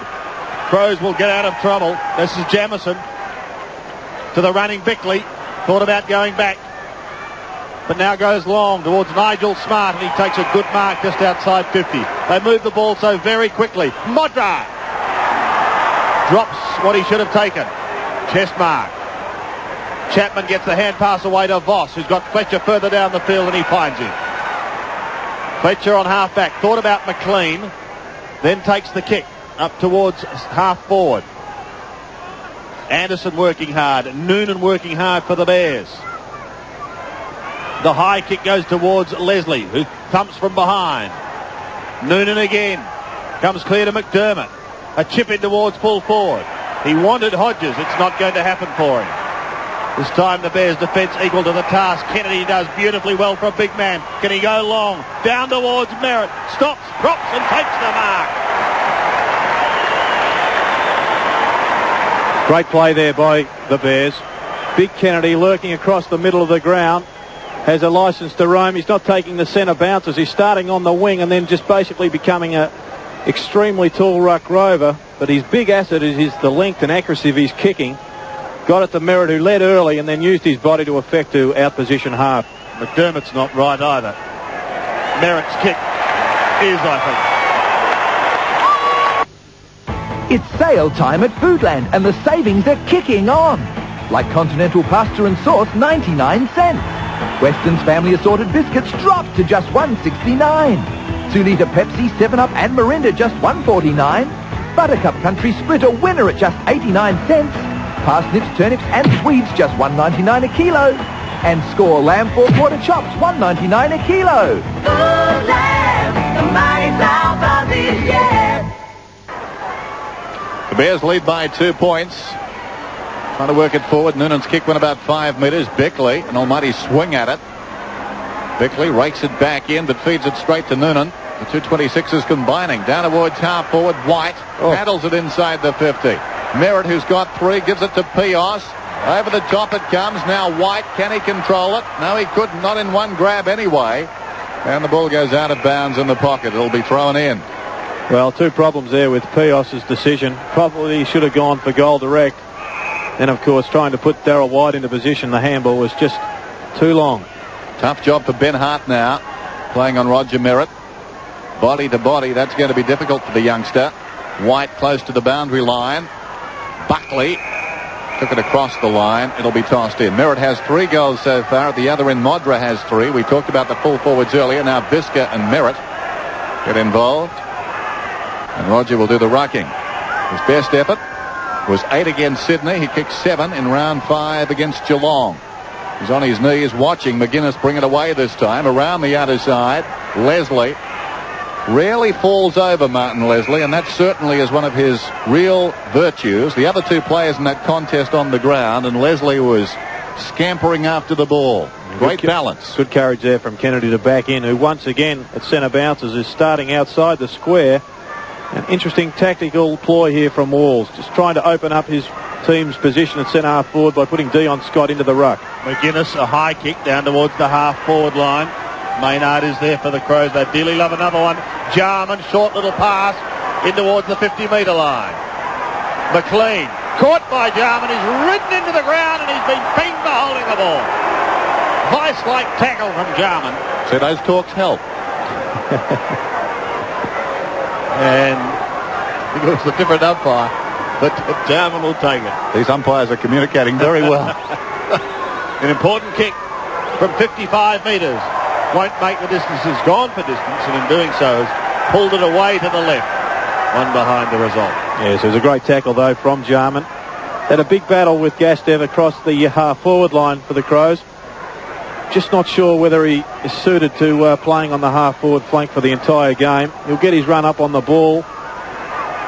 Just, I wonder about the future of having both him and McDermott in the one side. Buckley goes to half-back. Pios had to beat a couple there. It was a big ask. Smart does well to Tregenza. Tregenza, a short little chip is effective, and this time Scott Hodges has the opportunity of booting his third. He kicked 2 in the first quarter. Coming back into this Crows lineup and gathering confidence, which is good to see. Hodges, lovely looking kick off the boot. Beautiful punt. Straight as a die. Oh. What a goal. So 3 goals to Scotty Hodges, and he says, I'm back. Well, Graham Corns has continued to show faith in Scott Hodges, and his decision to include him today at the Gabba has been justified. Hodges hasn't let him down. And one of the reasons Hodges has struggled at the top level is because his conversion rate hasn't been great. But here he just shows us exactly what sort of kick he can produce with a magnificent drop punt from outside the 50. 5 points the difference, almost half-time. And, Gerard, I think you're trying to influence the South Australian selectors for perhaps that State of Origin final. No, Jarman and McDermott in the same team. Not even subtle as Hart goes and finds McDermott, or rather Merritt on the lead. And Merritt has marked this one about 40 metres from goal. Well, I just believe that if they're not both on the ball, they're perhaps a little bit slow on the half-forward line. But watch one of them kick 3 in the last half to prove me completely wrong. But back to the action, Roger Merritt can get a very handy goal here for the quarter for the Bears. Going at his 4th. This to regain the lead. And he puts it through. It's a terrific seesawing affair at the Gabba with a point the difference. And the full forwards are involved in that shootout we predicted at the start. The Bears lead 8-5-53. Adelaide is 7-10-52. Merritt's got 4. Modra has 3. And every time the ball goes inside the 50 at either end, this ground and this big crowd are buzz. So this game very much on the line still. So much riding on it for both these clubs. There's McDermott. He hobbles off the ground. The Bears have come back to lead at half-time by the slenderest of margins. Putting the jumper on and looking down and seeing you are playing for Victoria. We're all pretty confident that we've got a good chance of beating them down here. Well, we've got to make sure that we beat New South Wales to get a chance for the title. Adelaide, it's back, the original and best bumper sticker competition. Stick one on and win great prizes. There's 30... Dennis, although they're leading by the point, Robert Walls wasn't happy at all at half-time, had quite a bit to say to the players, felt they were a little bit blasé in that second quarter, wants them to tighten up midfield. He thinks McGuinness and McDermott are getting away a little bit, started to get the hand passing going, looks for a little bit more action from Craven and Ashcroft, and wants them to wear Modra and Hodges, the 2 leading goal kickers for the Crows, like gloves this next quarter. Maxie, how did you go with umpire Brian Sheehan at half-time? Went and had a word to Brian Sheehan, and the good news is Brian is A-OK, had a bit of ice on a cork thigh, but will definitely be back for the second half. From the Adelaide rooms, Graham Corns asking for his players to man up. He reckons that the Bears are creating too much space, particularly when the ball's going to ground, and getting it too easy. Also, he's told the players to take it cleanly and use it quickly, a very wide ground, so go straight down the middle. Thanks, Bill. Thanks, Max. Just about set to go in the second half. There's the man in question. Seems to be okay. Notice Ashcroft is manning up Jarman on the half-forward flank. Ashcroft, of course, had a bit of trouble early in the piece on Anderson. Got away from him. Got benched, but he's been given a new role in this second half, and Walls will be looking for a big job from him. A man that is a match winner for the Crows. Leon Scott, who started so well, a couple of strong goals early. Robran on the bench. In the background, Liptak. And Martin Leslie, who's been a pretty good contributor, had a good battle with Robran, probably on top in that department. 12 possessions. Greg Anderson, as you can see, a pretty good first quarter. And I think he probably got those 6 possessions in the first 15 minutes of the second. Was a bit quiet later. Nathan Buckley has had a pretty good influence on the game at the moment, but still has plenty more to offer. Start of the third term at the Gabba. And the bounce favours Wren, but we've got a centre square infringement. Craven to get the free kick. Alongside the centre circle, he pumps it inside the 50. Ill-directed, though. Ricciuto gets back, claims the mark, and he's away. The young 17-year-old comes across the ground. Well-weighted kick. Jamison takes it, immediately plays on, boots it down to half-forward from behind. Smart didn't read it too well in flight. Again, Mr. Reliable. Leslie gets back. McLean sold Ashcroft into trouble. Played it pretty well, though. Got it to Pios. The numbers tell the story for the Bears. Ashcroft across to Craven. Upended. Moves the ball towards half forward. Well played by Scott. The presence of mind to fist it away down there from Wren. And Bickley pushes it across the boundary line. Yes, the Bickley-Buckley battle has been quite intriguing. Both players having effect for their respective sides. But probably Buckley, if he can just get away for 5 minutes, can light up the Bears. Good smother by Pios. And another throw in to take place.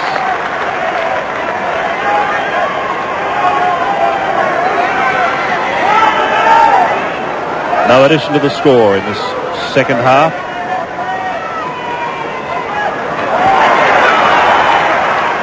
Francis in towards full forward, but a good mark taken by Rashudo in defence. Fine grab. Elects to go to the outer side. Crows fighting back very strongly in the second quarter. Patterson on the outer side. Little chip over the top to accommodate Tregenza, who can run on with a chip even wider. Crows looking dangerous here. Opening up some space in towards Modra, but chipping in front and taking a good mark is Sean Hart. To the outer side he goes and he finds Clark. Kennedy calling for it in the middle. In between is Leslie. Loses it. Could be costly. Very costly. Tregenza on the outer side. Into full forward. They've got the numbers here. Modra blazes away at goal and has kicked a goal. His fourth. Great start for the Crows in this third quarter. Yes, it was a costly turnover by the Bears. The handball to Leslie from Troy Clark put him under pressure. Rowe swept it up and Tregenza delivered a nice little chip pass. Now Modra was left with two options. He had Hodges in the centre of the ground. You can see him there on screen. But he elected to go from the angle and his kick made the decision correct. 5 points the difference then. Wren gets it down. McDermott back to Wren. Scott on the ground hooks it out. They work it forward through Noonan. Another kick comes in from Craven. In front, Merritt. Oh. Gets his fifth.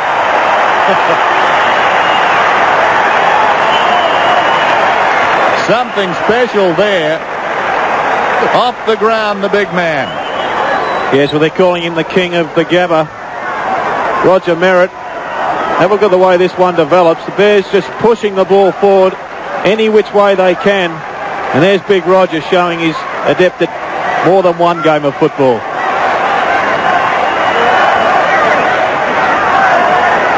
So Merritt, 42 goals on the season now. Many thought perhaps he'd be struggling this season. He's proving that's not the case. Pios, I think, will get a free kick. Taken high. He's just backward of the centre circle.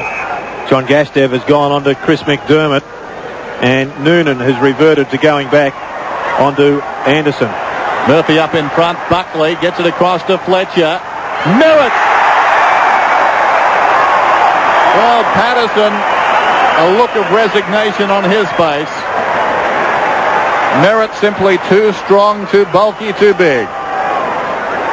And there's a quick kick into the goal square, and Big Roger took the front position. And once he's there, he's just so hard to get around. And his performance this year has been outstanding. I saw him play in a Foster's Cup game down at Geelong, and one really did believe at that stage that perhaps his career was finished. Such was the performance, fairly ordinary, but has he turned his season right round? Goal number 6. No, he's missed it.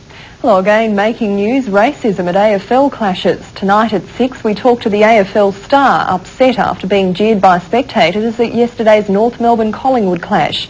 Also, tough new dog laws. How will your pet be affected in the crackdown on dangerous breeds of dogs like American Pit Bull Terriers? Find out in 7 Nightly News. And Bob Geldof does his bit for charity at a Bachelors and Spinsters Ball.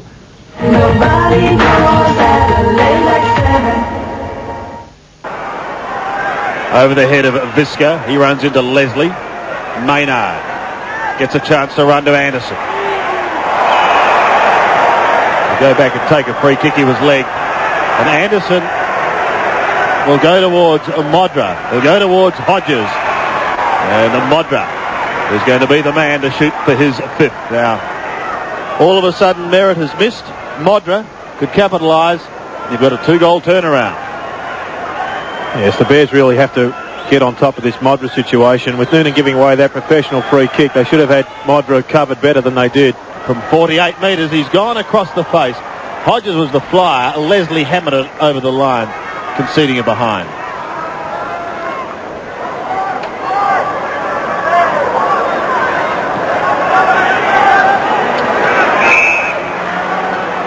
McLean from halfback had a sensational first quarter. Lee leading in the race for the ball. On his hammer is Pios. He's got him. McGuinness. Oh, well controlled by Craven. Did it beautifully. Buckley the flyer. And Nigel Smart's taken the long walk down the whole length of the ground to pick up Roger Merritt. Ben Hart has moved on to Michael Murphy. What a fantastic mark from this superstar in the making, Nathan Buckley. And he would just about make the distance from 55. Yes, we've seen him kick a couple of boomers here in recent weeks, one in particular against Sydney. This sort of distance wasn't a problem, but he's gone for distance and he's pulled that. But it's a mark! Murphy, but it's a push too. And Murphy will hand it over. Wren will take it on the last line of defence. He was pushed out. His kick is wide. It may be a little too wide. No, it touched before it went over the line. Although Dion Scott didn't agree, a throw-in will take place. Wren again. Gastev at the back. Tregenza leading Gastev. Tregenza has an airy. Anderson. Back to Tregenza. Crows out of trouble. From centre up towards the half-forward line. Good mark taken by Rowe. He centres the ball now. Hodges, well, he used the man in front to elevate himself, so a free kick will be taken by Leslie. 2-foot Adelaide players. Craven up towards the middle, kicks towards centre half forward. One arm was held there. Not good defence by Bickley. He was holding Buckley. Pios runs down the ground. That's ignored. Buckley is going for distance, and that is a magnificent kick. Oh, wow. He's kicked it from 60 metres out, and it's gone through at about half goalpost height. And Buckley just showing Roger Merritt how to kick a goal. Bickley looking for a free kick, but I'm afraid it was against you. And we've seen Buckley kick a lot of goals from this position in his short career up at the Gabba. Let's hope it goes on for 10 years.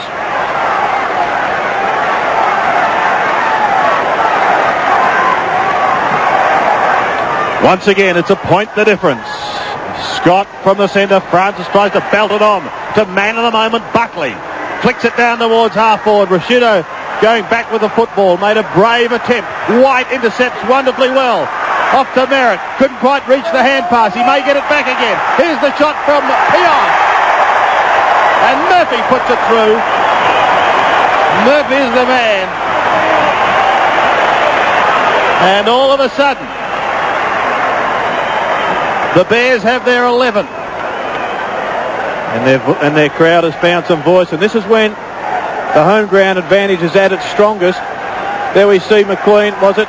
Perhaps it wasn't McLean getting the ball on quickly. Couple of change of handball there. And a great goal to Michael Murphy, who's been fairly quiet today, but statistically we know he's a player that usually gets 3 goals per game.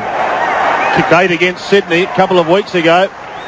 But the Bears hot at the moment. Crows desperate for the next goal. They have it down towards their half-forward line. Robran applies a very solid tackle.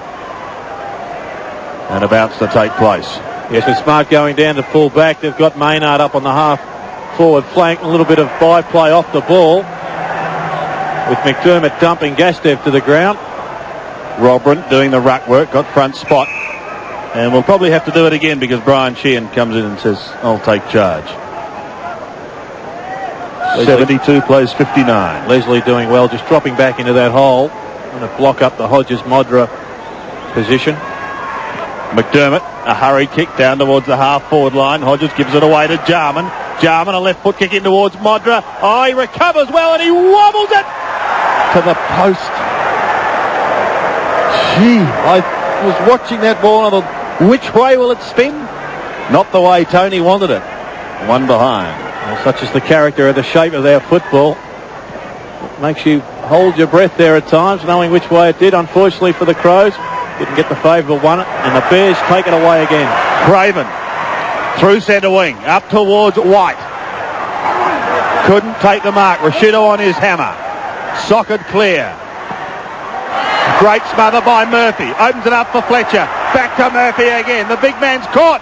Loses the football. Fletcher onto the left foot. A snap in towards full forward. Nigel Smart is there and marks on the very last line of defence. Great piece of play there by Fletcher.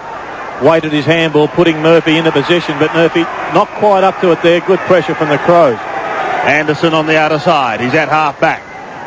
In towards centre wing. Wren, was he off? Of course he was.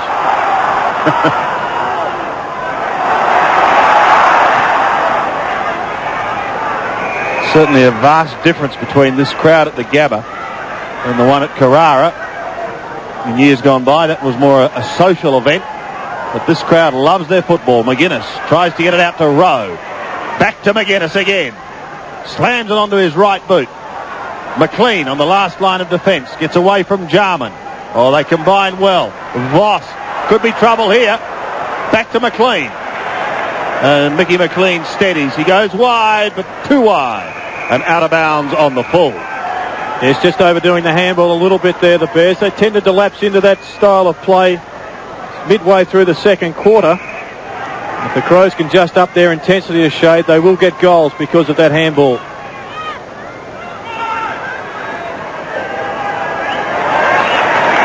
Kennedy bounced his way across half back. Just gets his kick away in time as Robran gave him a bit of a nudge. Lee close to the boundary line. White over the top and shoveled over the line. Bickley had the early job, and what a task on Buckley. Robran wins it to Lee. Chance for the Crows through Visca. Out in front of Hodges, well in front of him. Can he sneak away from Voss? The youngster right on his hammer. Hodges persists. Good running to assist. Now Voss. Leslie from the back pocket, but straight to McGuinness. And Tony McGuinness will pump it deep into the attacking zone for the Crows. Robran's calling for it. One grab. Kennedy flicks it away from him. Gastev leaves it for Pios, but he gets caught. Not before he gets the hand pass away to Francis. Another one back to McLean in the middle. Danger here for the Crows. McLean towards Merritt. Taken out of it. Now the defence to tidy up for the Adelaide Crows. They've got the numbers and going right across to find Rodney Jamison in the back pocket. Jamison pulls it back towards the middle, and Bickley, good vision there. McDermott just forward of half back. Intended for Rowe. It runs free behind. Hart has done very well in these situations for the best part of the day. He hand passes out wide. Rowe and Hart go after it again. Rowe right on the boundary. Hand passes back over his shoulder. Craven's in the road though. Awkward bounce held without it. McDermott must get the free. Two very talented players, McDermott and Gaster. McDermott takes the kick forward of the wing. Another centering kick. Hodges in front. Modra crashed into the pack and the ball came out of Hodges' hands. And now a whistle. Maynard at the base of things. Matthew Kennedy having a word to say. What a season he's having, that young man. Brisbane really have something by way of a football team up here. A young, vibrant side is Kennedy leading the charge this time. Thumps it down. Jarman's hand pass too slick. Bickley couldn't control it. Ashcroft, another of the young tyros. Brilliantly done by Pios. They need a bit of luck here. They've set it up. They've got the numbers. Down goes Scott. Bickley had other ideas. Scott will get the free. Well, the thinking was good. Just a fickle bounce in there. Denied them the run across half forward. But Bickley, once he was favoured by the bounce, worked very hard. Still, Scott kicks it inside the 50. Wren was up. Controlled it well on the ground, Wren. They've almost got a kick there as Merritt crawled over his back, and a bounce about 35 metres out from their attacking goal. That's the Bears. Isn't that last passage of play just exemplified an important facet of our game these days, and that's just the getting the ball forward any way possible. Kicking, punching, knocking it on, and having numbers running forward towards your goal. Francis, a high kick in towards full forward. The mark not taken. Not paid anyway. And Murphy sees it over the line from behind. This crowd really has come to life in a good tight game. Just a couple of kicks in it. Lee, I'm afraid, for the Crows, sees that ball sail over the line. Leaving the ground is Maynard. Merritt has the football, but he's going to be kicking well outside 50. Short to Gastev. Oh. And over the line. Well, Gastev perhaps should have got the free kick, but there was no need for it. He should have taken the mark. As Benny Craven comes off the ground for a rest. Which means that McGuinness is lurking somewhere on his own. Obviously with a new opponent, we'll pick that up in a tick. Wren has a free kick, Jared. Straight off to McGuinness. Short, up towards the half-back line. Yes, it's Troy Clark that's now in pursuit of Tony McGuinness. Tregenza was getting on top of Troy Clark on a wing. Matthew Liptak back onto the ground. Merritt doing the ruck work. Smart, can he get clear? Yes to Rashudo. Over the top once again. The Crows needing a goal. Jamison. Oh, cut off by Pios. Paul Pios started the day on the bench. Hit towards half forward. Murphy, 1, 2 grabs. Play on is the call. Fans don't like it. Murphy doesn't like it. The umpire saying that there was a Crow player got first bite of that cherry. What do you think? Not on your life. Good to hear the fans giving them a nice hoot, though. That's what football's all about. There's the square for you. Oh, golly. Well, what happens at Football Park? It happens at Football Park, and it happens at Victoria Park, where the crowds really get on side. Interstate football supplies a one-sided crowd, and the umpires are human. They're going to be influenced. Well, Roger Merritt.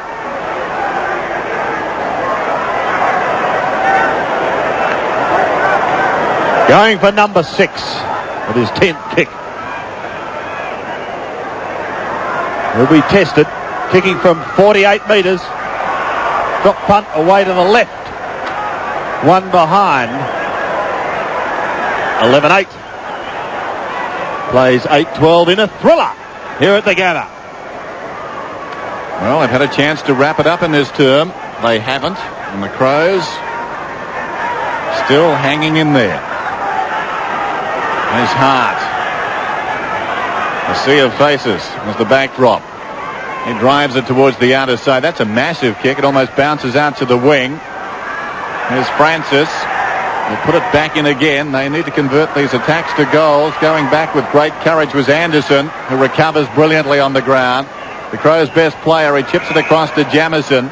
Jamison towards half forward. And now Robran needs to go. Leslie kicked it away from him initially. This is Rowe, who's been pretty quiet. Back to Liptak. Liptak from 60 metres out looking for Hodges. A timely hand from Ashcroft. He deflects it across towards Chapman.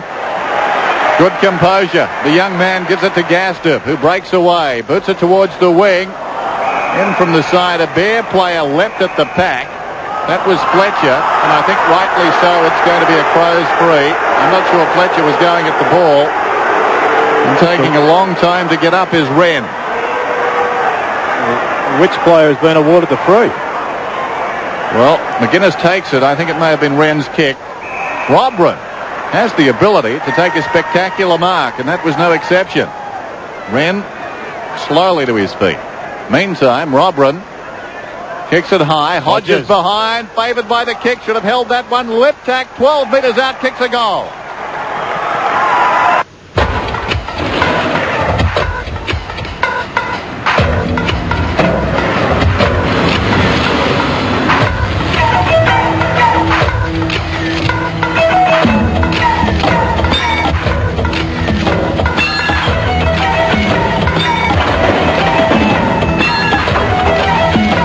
Mitsubishi Triton Utes and Express vans. They only stop when you do. Good news for Crow fans. Sean Wren back on his feet once again and in the thick of things in the centre. Bickley tries to get it out to McDermott. He's successful. The Crows down to half forward. Rowe is there, but cutting it off is Leslie. Wide to centre wing. Noonan and Francis both there for the Bears. Tregenza also for the Crows. Look at McDermott throw himself at that football. And the ball up on the outer side. The outer wing. And still anybody's game here at the Gabba. It's going to come down to the last quarter. There's no doubt about that. Wherever you may be viewing it, we hope you're enjoying it. Visca starts the handball rolling. Finishes with Anderson. Long and low in towards Hodges. Across the half-forward line. Voss is there with him. Hodges gets caught. Spills free. Now a chance for the Bears to clear. They've got the numbers. Ashcroft. Up towards half-forward. Where's White? He's the flyer. Couldn't complete the mark. Fletcher applies the tackle. Lee under pressure. Bickley gets it away. Oh, great smother by White. Away from Prosciutto, but he can't finish it off with a goal. One behind only. But a sensational smother. And then followed it up. Yes, there's a handball. Prosciutto with the kick. He was looking for someone to give it to. There was nobody on the members' wing. So he's looking inboard. By delaying it, White got towards him. Once again, inaccuracy, and that perhaps will be the telling factor in any loss that the Bears do produce today. Sean Wren took that centre bounce, but he's now left the ground and having a bit of a spell. 11-9, plays 9-12. Nigel Smart marks on the outer side. The Crows under plenty of pressure. The kick in towards half forward. And Scott, good strong mark. Just forward of half back. A real crowd pleaser this game. And very competitive. Scott inside the 50. Oh! Smart. Oh. Plays on. Across it comes to Jamison. Rather untidy kick out wide. Pios, a little too nimble, surprisingly, for Anderson. Goes looking for Kennedy. And once again, Jamison, sensing the danger, gets in there to claim the mark. Squares the ball this time. Lee has to wait. Just to hold him up. Crows with loose players, in particular McGuinness. And Visca. This is Patterson who's got it. Went looking for McIntosh, or rather McGuinness. The hand pass wasn't a very good one. Amazing how names come back. Around the other side, McLean. McLean on the 50. Long kick. White through his hands. Oh, great defence down there by Visca. He got back quickly and forced it across the line. Now, is he going to get a free kick? He is. Right on the goal line. And Murphy will have to come back. And has made a very good start to his AFL career, young Visca. Tregenza with a man on down the ground. Left half back. The chip pass comes over the top. Bickley can run now. Should have run another 15 or 20 metres. The kick, though, favours Rowe. Rowe now, 35 metres out of question of accuracy. It's bending back superbly.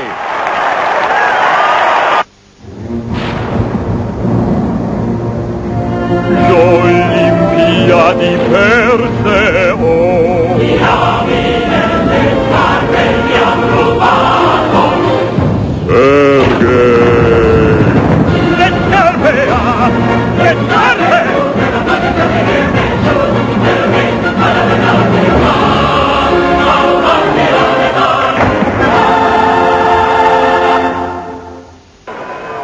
Great quarter of football here at the Gabba. Seesawing struggle. Clark tries to take it out of the middle. Shrugs a couple of tackles. Gets away from Rowe, who kicked that last goal, but he's run too far. So Rowe's going to send the Crows into attack again. First half of the quarter belonged to the Bears. The last 5 minutes, the Crows have hit back hard. In towards Modra. In the right forward pocket. Liptak caught. Gets the hand pass away. Pressure now on the Bears' defence. Pushed towards the boundary line. Marcus Ashcroft is more than happy to see it go over. And another throw-in. There's Ashcroft. Scott does the ruck work, pushing it away from goal. Francis caught. McDermott steals it. In towards half-forward. Leslie stands his ground as the galloping horde comes towards him, and he's going to be rewarded. Showed great courage. Pios is his man. 4 or 5 metres in front of Bickley. Centering kick in towards the middle. Jarman halts Hart for a moment. He'll go short into the centre. Scott. Ashcroft again. Can Merritt take a mark? No, he can't. White is there. Had it, but he had it spent before he got it. And it's going to open the door for the Crows. McDermott on the end of the hand pass. Across to Tregenza. Forward of centre. Tregenza goes towards the 50-metre line. And a good mark taken by Marcus Ashcroft. Defending stoutly for the Bears. Fantastic running there by Ashcroft. He was involved in the passage that sent the ball downfield. He got back hard. You love to see that if you're a Bears supporter. This is Merritt on the outer side. Centres it. Gaster meters in the clear. Again squares the ball. Hart, who's been very good, working up from the back. Takes the mark on the wing. Probing kick inside the 50. Murphy the target. Fisted away. No chance in front. Green was the man who was trying to rove the pack. Anderson quickly onto the boot. It comes to Pios. Men on in the middle. He takes the longest option. And the mark is held by Clark. About 60 metres from goal. He chips it towards the pocket. White from behind. Merritt leads back. Lee gets there first though. Swings it out wide. McDermott presenting himself on the wing. Now a chance for the Crows. Good chase. Forced the error. Robrin in front. Got the hand pass away to Patterson. Patterson, the hurried kick. Not a good kick. It favours Rowe, though. And Rowe has this one down towards centre half forward. 11-9 to 10-12. The Bears lead. It's a narrow lead. Modra slipped over. Chapman, who's tried hard, hugs the boundary with the kick, hoping perhaps it would go out. This is McDermott. Off to Patterson. A high kick by the youngster up towards Hodges. He's the meat in the sandwich. Couldn't take the mark. Robrin needs help. Gets it from Rowe. On 50 metres and he's got a free kick. Cop one high. Rowe has kicked one. That was just a few moments ago. But the Crows have hit back hard. And if Stephen Rowe can convert this, they'll hit the lead. But he's going to be kicking from 55. Rowe with a drop punt. On its way into the square. Hodges, one of the flyers, over the top, but it was touched and one behind. Must have been a very faint touch. Took an almighty swing. He didn't change the direction of that ball one iota there, Michael Boss. 10-13. Ashcroft bounces his way down towards centre wing. Time ticking away in this third quarter. Wants White. Almost plucked it in with the one hand. He's an exciting player to watch. Green taken out of it, but he butters up to tackle Lee.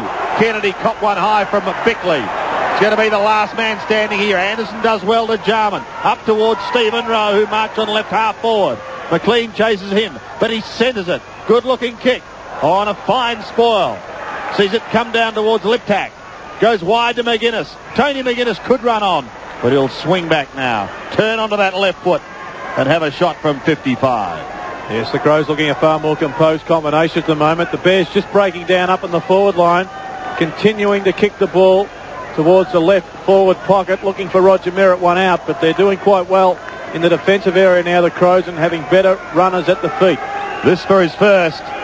More importantly, this for the lead. Long kick on the siren and one behind. So it's three-quarter time here at the Gabba, and the scene is set for a great last quarter as Sean Wren leaves the bench. A point in it. Brisbane 11-9, 75. There was only a point in it at halftime. Adelaide 10-14, 74. It's the name of the game. Wednesday, it'll be exactly 40 years since a young princess took to the throne as queen. Now come with Channel 7 for an exclusive look within the palace walls at the privileged world of the Queen's household. Days of Majesty, 8 o'clock Wednesday on 7. Look at this. 20% off shirts. knitwear, casual jackets, trousers, belts, ties, socks and jocks. 20% off, and just look at this. 15% off suits, sports coats, leather jackets and shoes. Peter Shearer's 1 week only winter sale. 18 points was the margin at quarter time. Checking the goal scorers for the Bears. Big Roger Merritt has 5. It should have been 6. He missed his sitter. Dion Scott has 2, and singles to Buckley, Murphy, Francis and White. And for Adelaide, Tony Mondra has 4, 3 to Scott Hodges, and singles to Rowe, Bickley and Liptak. We're set for a thriller. 7 Sport is the home of big sport, and speaking of thrills, the State of Origin series commences this Tuesday. It's Victoria against New South Wales ACT. The competition continues throughout the week. And then the Australian Touring Car Championship. It's round 6 at Eastern Creek. That's on Sunday, June 6th. And up ahead, the Rugby League Test Series, Australia against New Zealand, with the first test direct from New Zealand on Sunday, June 20. Check your local guides for details of the coverage in your area. And just a reminder too, the nomination for round 9 in the Norwich Rising Star Award was Essendon's Dustin Fletcher, playing only his 5th game of AFL football. Certainly a Norwich Rising Star. Well, I guess you've got to say one of the hottest tickets, one of the most rewarding tickets in sport at the present time, has got to be the Brisbane Bears at the Gabba, because haven't they provided some great finishes this season? We're set for another one as we go down to Bill McDonald. Well, Dennis, I think Gerard touched on it a bit earlier. The main message from the Bears camp at three-quarter time from Robert Walls was move the ball quickly. When they moved it quickly for the first 3 quarters of the game, they looked good and they scored on most opportunities. Noonan's coming on to be on McDermott, and Walls also felt that the Bears dragged the chain a bit in the midsection of that quarter. He wants them to dig deep and try and bring this one home. How'd you go, Max? Well, Graham Corn's not too happy with Adelaide's commitment in that quarter. Opportunities again went missing. However, towards the end of the term, the Crows started to play with a system, and he wants that type, that style of play to continue in the last 30 minutes. He's asked the little men to keep that work rate up. He said he's very pleased with that, and that's what's keeping him in the match. An update on Sean Wren, although not confirmed. We understand it's a rib problem, but he should be back on the ground. Max Stevens down on the boundary with Bill McDonald. So we're set. The final term. There's the man they were talking about, Sean Wren, set to go. He must. The margin just a point. 75-74. And this crowd at the Gabba have been spoiled, as I was saying. Just the 1 loss in 4 games up here. They set some records against the Swans. That loss by a solitary point in a thriller, and perhaps a game they should have won against the Cats. And now it's going to be a Bears free to be taken by Pios alongside the centre circle. Paul Pios kicks inside the 50. Merritt comes on the lead. Wren gets back with courage. Ricciuto, sweeping hand pass. McGuinness now. The defensive side of halfback kicks it out wide. Favours Bickley with the kick, and Bickley does well. He doesn't let him down. Robust defender. The kick half charged down there by McLean. Eventually it comes to Rowe. Nice football. Rowe runs to the 50. Kicks towards full forward. Wrestled out of it is Chapman. It may be a goal. It is. So Stephen Rowe, a couple of stunning left footers, kicks his second goal, and more importantly, gets the Crows in front. Yeah, so Mark Bickley once again having a part in this goal. I think he's going to have to be looked at by Robert Walls. Certainly causing some trouble. Pios giving him too much latitude. But Rowe has been one of the real finds this game for the Crows. His last half has been inspirational. Back in the middle once again, McGuinness charges out for the Adelaide Crows as they regain the lead with Jarman on the bottom. He should just about be pinged there. No, says the umpire. McDermott applies the tackle. Tough in there. Francis gets it out towards Anderson. A hurried kick to the right half forward flank for the Adelaide Crows. Liptak. And umpire Michael Viney comes in and decides he'll take charge. Greg Anderson has a new opponent in Ashley Green coming off the bench. Should have plenty of legs to go with Anderson. Here's the bounce. Ashcroft forced to do it, taken by Jarman. Left foot high kick towards Robran and Leslie. Good spoil by the latter. Bickley and Pios. Bickley pushed into the ball, took it nicely. Pios recovers well. Gets it away to Danny Noonan. A high kick to the half-forward line. Murphy stood his ground. Had a field day a couple of weeks ago. Well, most of Brisbane did when they played Sydney. Murphy kicked 8. But this one is probably more important than any of the goals he kicked that day. This to regain the lead, Jared. From 50 metres. Drop punt on its way, and it's away to the right. Still in play. White on the boundary line. Loses it. Merritt also couldn't take it. Shoveled out. Snap. Smothered once again. Oh, it's desperate times now for the defence. Craver gets through. Another fine smother. Prosciutto is in there for the Crows. Nigel Smart slams it towards the line. Buckley is there. McGuinness also. Murphy gets it away. Fletcher a high kick. Can anyone take the mark? Tregenza copped a high tackle. And he takes the free kick. Put his hand up when it needed to be done. Put his body on the line. Big Roger was bearing down on him. Ben Hart gets it away. Back towards centre wing. Kennedy beaten for it. Was it a throw to Anderson? Was that a throw? Kennedy says, let go of my leg. I'm trying to get a kick away. The advantage is paid now. Scott, 70 metres out. Heads for home with a long kick. Merritt and White both fly. McGuinness waits down and he'll clear for the Crows. Bounces out of defence. A third bounce carries him up to left half back. Looks downfield. Not much on offer. Now goes by hand over the top to that man again, Bickley, who stumbles. Regains his composure. Gets by Ashcroft. Kicks inside the 50. Taken by Modra. Gets the hand pass back to Liptak, who set up the last goal for Rowe. It comes to Robran, who throws it onto the left boot and puts it out of bounds on the full. A thriller. 5 points the difference. John Gastiv looking old beyond his years there as the ball goes towards the outer side, and Fletcher centering kick. Noonan prepared to run. He works hard. This is McLean, who started so well. Kicks it down towards half forward, but a wide kick. Ricciuto is up. Craven perhaps should get a free and will. Danny Craven, who played 10 games for the Saints, is at right half forward. Merritt offers the lead.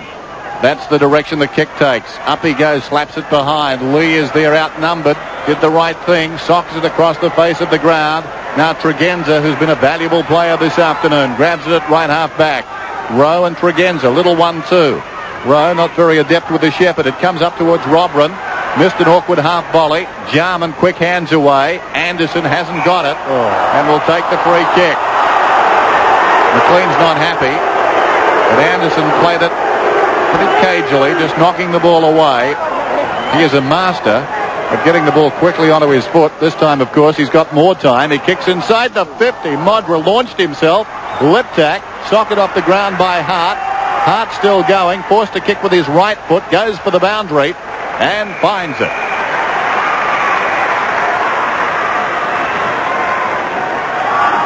So a throw in on the outer side. 5 points the margin, favouring Adelaide in a seesawing game. Only a point the difference at half-time, point the difference at three-quarter time. McLean had a wonderful first quarter. Now Pios, getting very dark, goes into the centre. Green came off the bench in the third quarter. Puts the Bears down towards their 50 line. White, taken out of it by Lee. White recovers to apply the tackle and the ball over the line. Yes, once again, though, the Bears continuing to run wide for the pockets, trying to get that kick into the forward line. Their delivery into that area has been what's letting them down since half-time. They've worked hard in defence and through the middle of the ground to supply the opportunities. They've been too one-dimensional, kicking it the long bomb into the forward line, hoping a Merritt or a Murphy will take a big mark. White did the ruck work. Jarman. Green on his hammer. Close to the boundary line. Jamison clears towards centre wing. On the outer side, it goes over the line. And another throw in. Danny Noonan.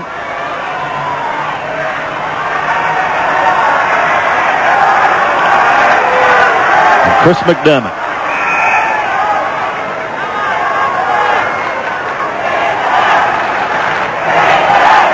From the throw in. Noonan's kick, partly smothered. McGuinness to Rowe. Rowe's kicked a couple of important goals. He swats it back, trying to keep it in play, but he's unsuccessful. Got a very tall forward line at the moment. The Bears have Kennedy, White, Merritt, and also Murphy, and they just don't appear to have the crummers there when the ball hits the ground. No, thinking just the same thing. Here's Scott. He has the ball on the wing. Chapman is on. Buckley doesn't see him.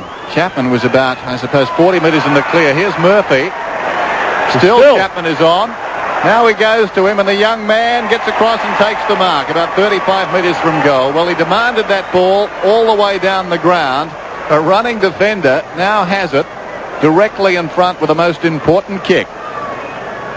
Well, it's a great passage of play from a young player. Just took a gamble, pushed himself down. If the turnover had have come, it probably would have finished with Modra.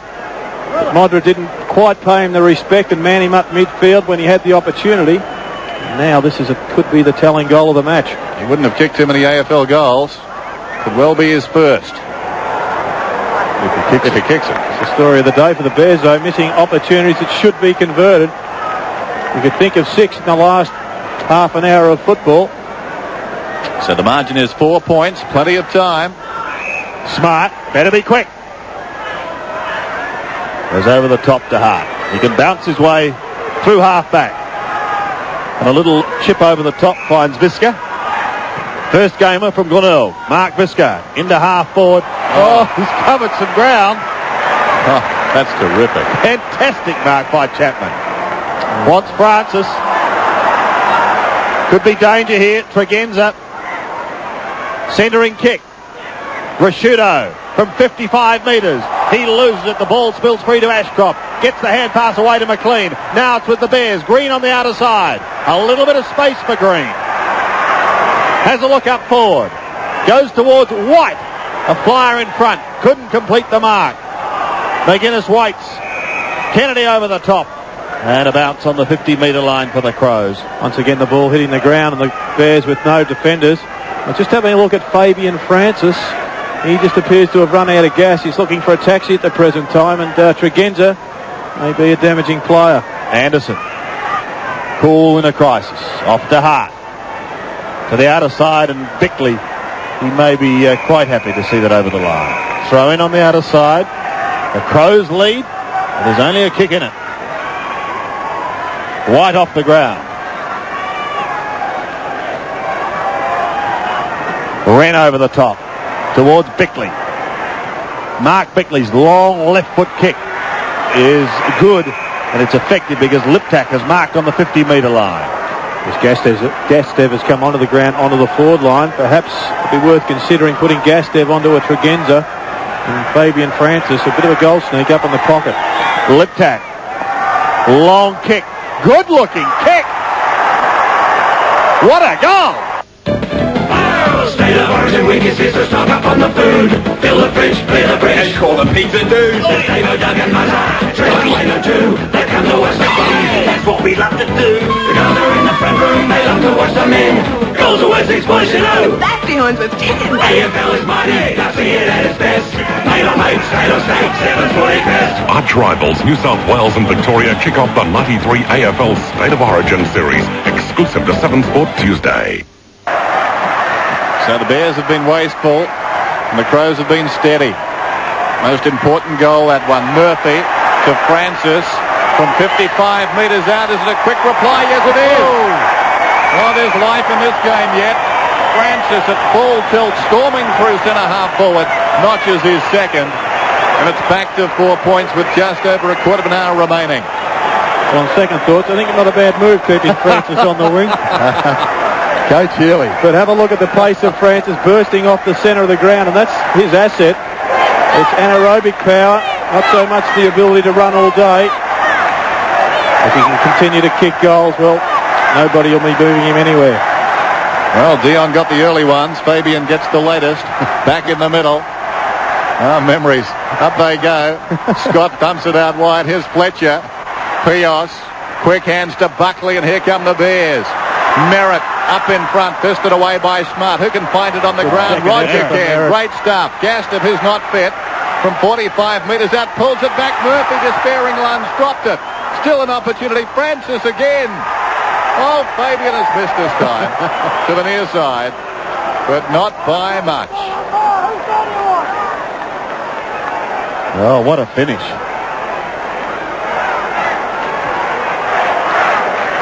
Three points in it. A great second effort there by Roger Merritt, though, just to lunge at the football and get it out to slap it out. Jamison from the back pocket. Goes towards centre wing. Liptak lunges and takes the mark. Great mark. Matthew Liptak kicking up towards Robrin. Leslie, an effective spoiler. Buckley tidies up at the back. Sweeps a long hand pass to Noonan, but he's under pressure from Rowe. Tackled too high, said the umpire. Nathan Buckley has picked up a couple of possessions in the last minute, but really has been quiet for a quarter, and they do need a big lift. Ashcroft to Gastev. Fletcher trying to find a path. Now trying to find Merritt. He's got to beat a couple. Was he held? The umpire said no. Failure! Oh, what was that one? Throw. A throw. Oh, it's all happening here. Smart has the football, and he goes to Anderson in the back pocket. Going to be last man standing. Both sides fighting back, not giving in. Certainly is. There's a fine mark. Mark Visca. Enjoying his first game. Into the centre, McDermott. Got one earlier on. And a fine diving mark by Modra. Just slips out of his arms. Not paid. Goes to ground. And a bounce. But it's in the Crows' attacking zone. They lead by 3 points. And there's plenty of time left. Danny Noonan off the ground now. Here's the bounce. Just over 13 minutes remaining. Scott hooks it down. McLean. In fact, here's Noonan. So who have we got off the ground? As Noonan goes down towards half forward. Up in front, Murphy. Ricciuto knocks away. It was Fletcher who went to the dugout. As Green tracks it out towards the boundary. Hand pass to his own advantage. As a result, didn't have the ball, so he's got the free. The Crows had the numbers there. Perhaps Ricciuto made the wrong move in dragging Green down, but Ricciuto has had a big game. Green goes looking for Merritt. Runs free behind. Oops, Lee. Kept his head well. This is Jamison. The Crows looking to go 5-4. Such an important game for them after they started with 3 wins. McDermott finds Jarman, who can run now. Closing on him, Ashcroft. Jarman too slow, but he pinpoints the ball. Free kick. More by good luck than anything else. Rowe's taken the mark, and the kick will stand. It would have been a free to Jarman, I'm sure. But if it was a free kick, why doesn't it go back to Jarman? Certainly wasn't after the play. No. Here's Rowe. As Rowe kicks, and kicks truly.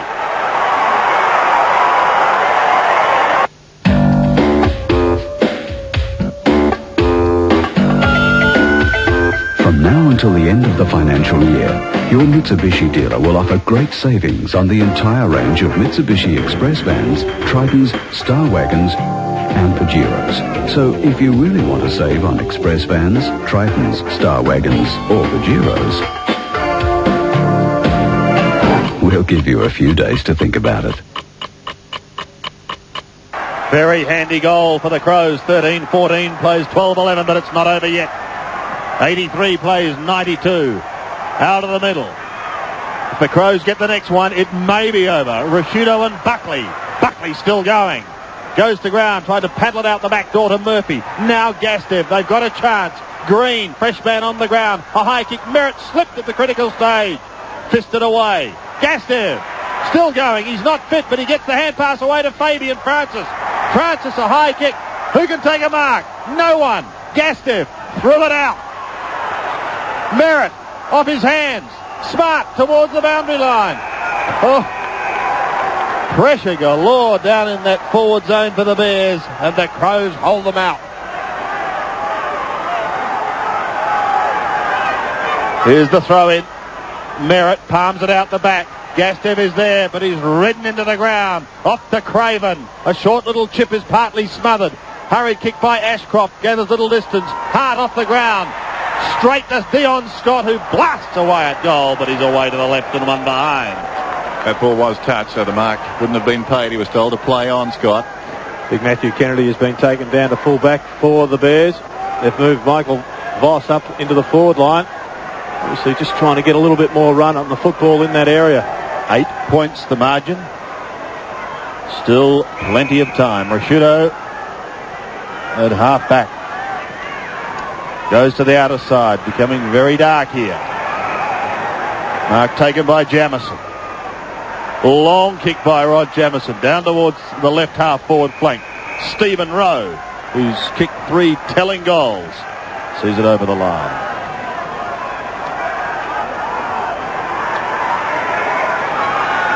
Boundary throw in just outside the 50. Ashley Green just going off the ground. Looks like Darryl White coming back onto the ground for the Bears. This is Rowe, got it from Scott. Not Scott's intention. High floater back inside the 50. Noonan up, punching away.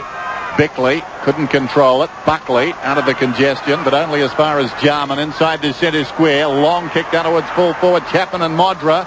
Modra at the second attempt was taken high. Robran. Advantage is paid. Robran runs on and kicks a goal. That's his first. Modra would have got the free. And now it's going to be tough for Brisbane to get back from here inside the last 10 minutes. Yes, and if they do win, it'll be a well-deserved victory for the Crows. It's one of the grounds where home ground advantage is such an important factor. Good work there from Modra, who hasn't been dominant, but he has kept persisting and has played his part in this, what should be now a win for the Crows. Still their finals hopes are alive.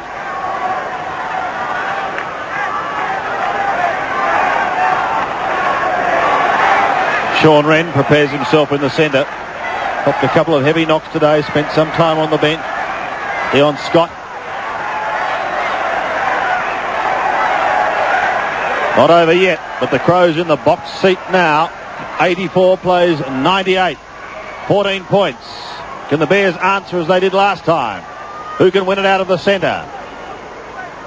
Wren at the bottom, scoops it out. Taken by Ashcroft. Rashudo hammering back towards half-back. Someone going past in Lee. That's effective play. Scott Lee heads towards Tregenza territory. Well spoiled. So too is Liptak.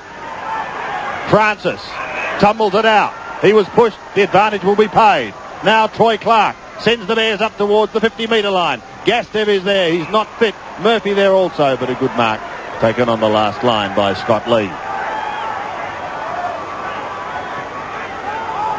Short to Rashudo. Suddenly, the Bears a little ragged. The Crows having loose players. Tregenza is clear. Goes over centre wing. Up towards Liptak. Noonan at the back. To Clark. Put pressure on him. McDermott out the back door to Robran. Little left foot chip to by Robran. Up towards full forward. Modra very quickly to Rowe. Spins out of trouble. Sweeps a hand pass wide in towards the pocket. Liptak is there. Can he kick a goal? Bends it back. And where's he gone? Into the scoreboard. Didn't quite get too much bend on it. Not enough. So no addition to the score. Here's Kennedy. Gutsy performance by the Crows if they win this. They really struggled at times in this game. Scott is up. Robran behind. McGuinness gets Buckley off his feet. Now chips it back inside 50. Hodges comes to the ball. Couldn't control it. Keeps it in. Still he goes. No, he did not. He took it across the boundary. So a throw in right on the 50. The Bears have led at every change today by as much as 18 points at quarter time.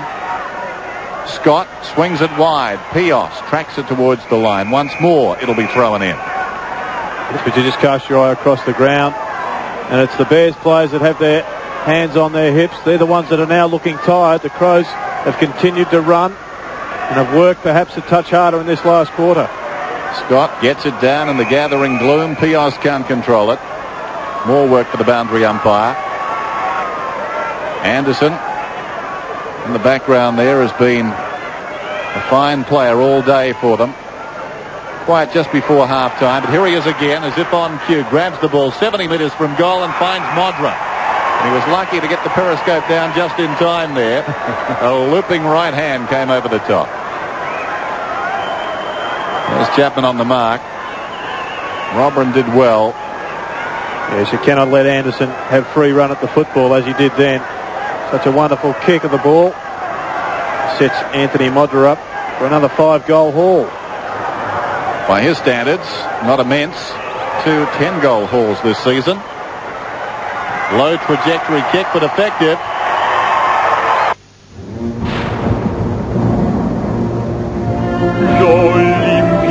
di Perseo.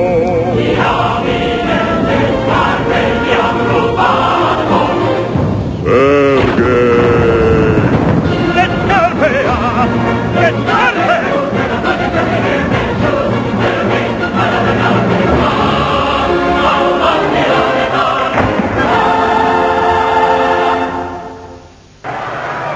Five goals to Tony Modra. Adelaide leading 15-14 to 12-12. The Crows are going to have to do something, well, the Bears are going to have to do something very special, whereas the Crows just have to control it. That's what they're doing at this very minute. From half back, Rashudo swings it in towards the centre and Liptak. Couldn't take it cleanly. Runs into Scott, who steals it. But look at McDermott, ride him into the ground, and he's pinged him for holding the ball. Yes, well done to Dion Scott. Has had a very good game today for the Bears. One of the bright lights today in what's going to be a very disappointing loss for Robert Walls, I'm sure. But you only get one opportunity to win games these days, and the Bears had that in the third quarter and have let it pass. McDermott to the half-forward line. Pushed towards the line by Hart. Liptak is on his hammer, and he's quite happy to roll it over the line in front of the big scoreboard here at the Gabba, which shows Adelaide in control, 15-14 to 12-12. As Fletcher waits on the sidelines to perhaps run out this game. Robin at the bottom of the pack. Gets the hand pass out. Does well. Snapping towards full forward.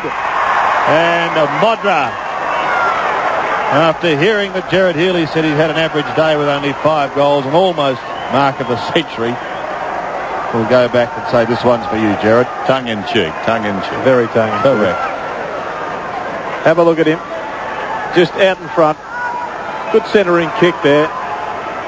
And Anthony Modra, I should say, should kick his sixth. He does. Absolute bullseye. This has been a disappointing last quarter for the Bears. They're in a position to win this game at three-quarter time. Probably should have had it sewn up halfway through the third quarter. If you don't nail home the coffin, the skeletons sometimes pop up and snuff you out in the last.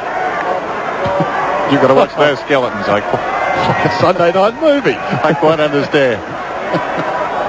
So Modra has 6. Twice this season he's kicked in, as I mentioned. That was in round 1 against Richmond, and round 8 against North Melbourne. He fired up with double figures again. He'll fall short this afternoon, but some important goals late in this game as Scott gets a free. And interesting too, Matthew Robran, a couple of important touches for late goals, and that's heartening for the Crows as Pios kicks it out wide. Tregenza liked his game this afternoon, steady throughout. They've won across the centre by and large, certainly on the wings. It's been something of a revolving door in the middle for both teams as Tregenza's kick wobbles down to half forward. Ashcroft is in the road to Leslie. Leslie chips it out wide. McGuinness and Craven, it runs free behind. Taken by Murphy. No support. Hart's got him, holding the ball, the decision. So it's coming unglued now for the Bears, and this is a sad ending to this game simply because they did enough to finish close if in fact they were going to lose, but Adelaide simply too much poise. Important victory for them this afternoon. Hart down towards half forward. Back goes Chapman with courage, and that is a very good mark. Yes, they say good sides win even when they're struggling, and that's what the Crows have done today. Certainly haven't been at their best, but are still going to manage to get the 4 points. Chapman's kick is marked by Wren. The big man just slows everything down. Goes to Liptak on centre wing. You must say, Sandy, the encouragement award would have to go to Brian Shee. Battled on manfully after a severe blow to the thigh midway through the second. There's Brian Sheehan. He's done very well. Robin has given away a free kick. Leslie. As Dennis said, it's becoming a little unstuck. Hodges now is going to have a shot. He kicked 2 early goals in the first quarter. And Scott Hodges now looking for number 4. Do you like the idea of Hodges and Modra being in that full forward and forward pocket region? Gerard, as he shoots in towards goal and pops it through. Well, it's certainly been successful today, Sandy. No doubt about it. Although, I'm not sure whether it's going to be one that the Crows can win a premiership with. However, 10 goals between 2 forwards. is certainly a fantastic haul. Both players producing at important times. Hodges particularly early in the piece. And Modra, he's just continued to kick goals in each quarter. Well, as you say, it's worked today as Robert Walls looks a little disconsolate now. But I don't think that situation up forward can work in the long term as Bickley comes away again. Modra on the lead. Well, the Bears are letting themselves down now. They're just really not attacking the football at all, and the Crows are basically putting on a training performance here. Straight out of the middle, no pressure whatsoever. And Bickley, who I think's had a tremendous input on this game, covered Buckley early in the piece. Buckley was shifted, then went to a wing and has continued to give drive and set Modra up for perhaps his 7th goal. Good looking kick, straight through the middle. Modra has 7, and the Crows are careering away. Yes, well, what we thought was going to be a nail-biter is now a convincing victory to the Crows, and they'll savour this one. And there's Bickley spearing the kick into Modra. Nobody dropping back into the space, nobody cutting across. The Bears have just let it all go to the pack at the moment. Well done the Crows, though, taking advantage of it. And well done again to Modra. 7 goals. Back in the middle once again. The Crows running this game out extremely well. Rowe has kicked some important goals. McDermott, look at that penetrating hand pass. Lip tack. The umpire's down again. Umpire Viney this time. Oh, they're going down left, right and centre. He is in trouble on the 50-metre line. That one was Martin Leslie. One apiece to the teams here today. Well, just as well. The siren's not too far away because he's had the wind blown out of his sails, I think. All in the same area on the ground, too. Perhaps that's the Bermuda Triangle. I wouldn't go in there. No. Should give the whistle to one of the trainers. I think he might have swallowed it. No. It's a nasty one, right in the ribs. Well, after this game, if you go to the airport, you'll be able to pick the umpires. They'll be the ones who will limp it.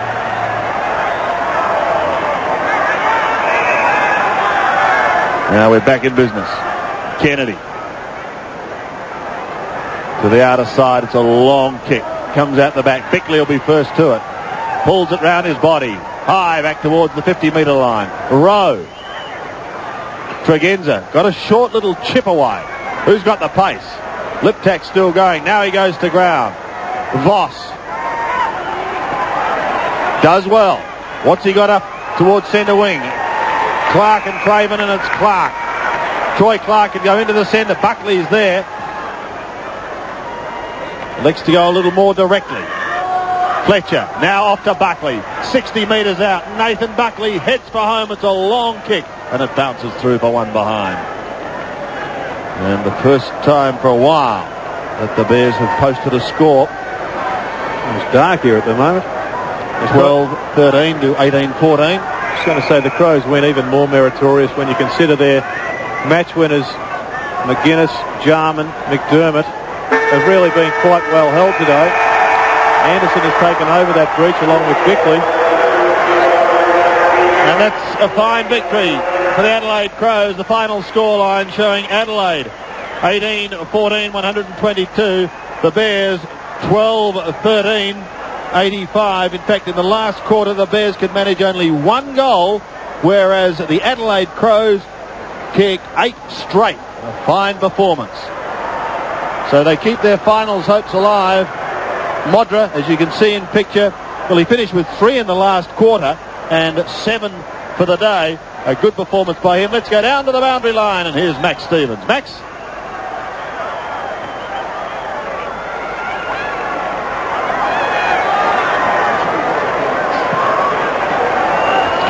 Seems to be a problem down there with that microphone.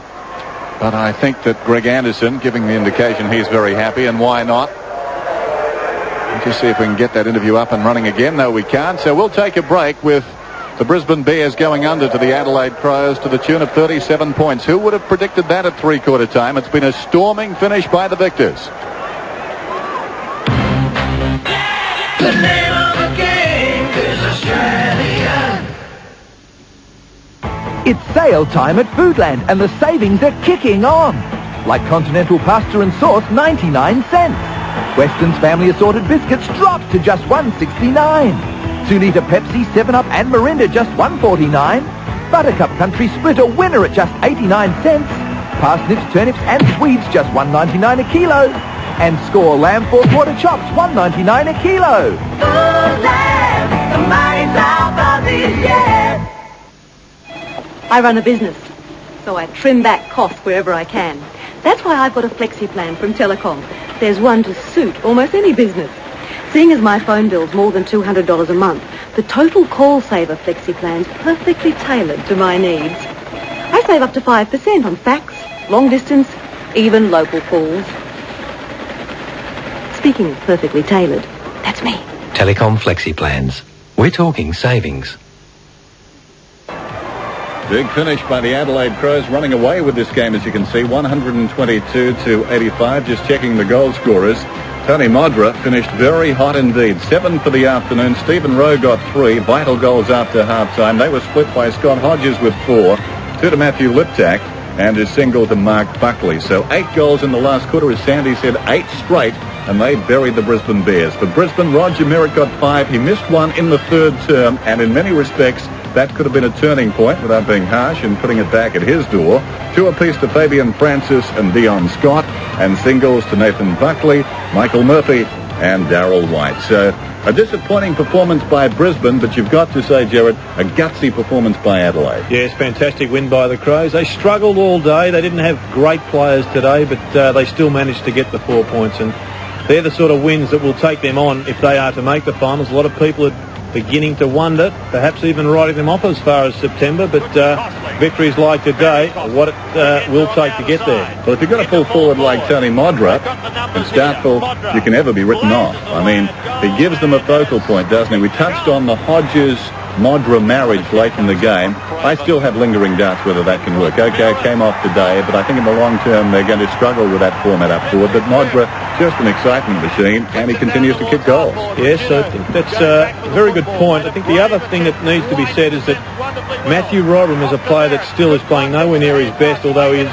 making a contribution in the last in the wins that the Adelaide Crows have had in the last 3 weeks. Obviously, they lost last week, but against the Kangaroos, and once again today, just a couple of vital touches at the football.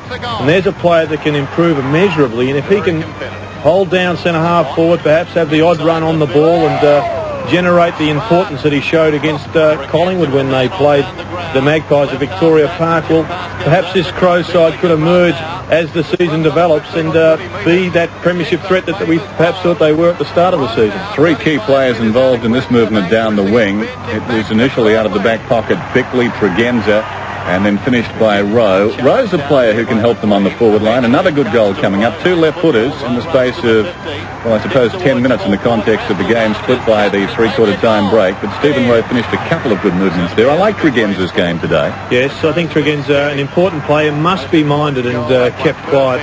Fabian Francis here kicks one on Tregenza, but on the day, I thought Tregenza did quite well. He started on Troy Clark and had the better of him. Troy Clark shifted away. And Bickley, I thought, was an important player. Kept Buckley to a fairly modest performance. Anderson, terrific, I thought. Yes, Anderson would have to figure in the votes, you would suggest.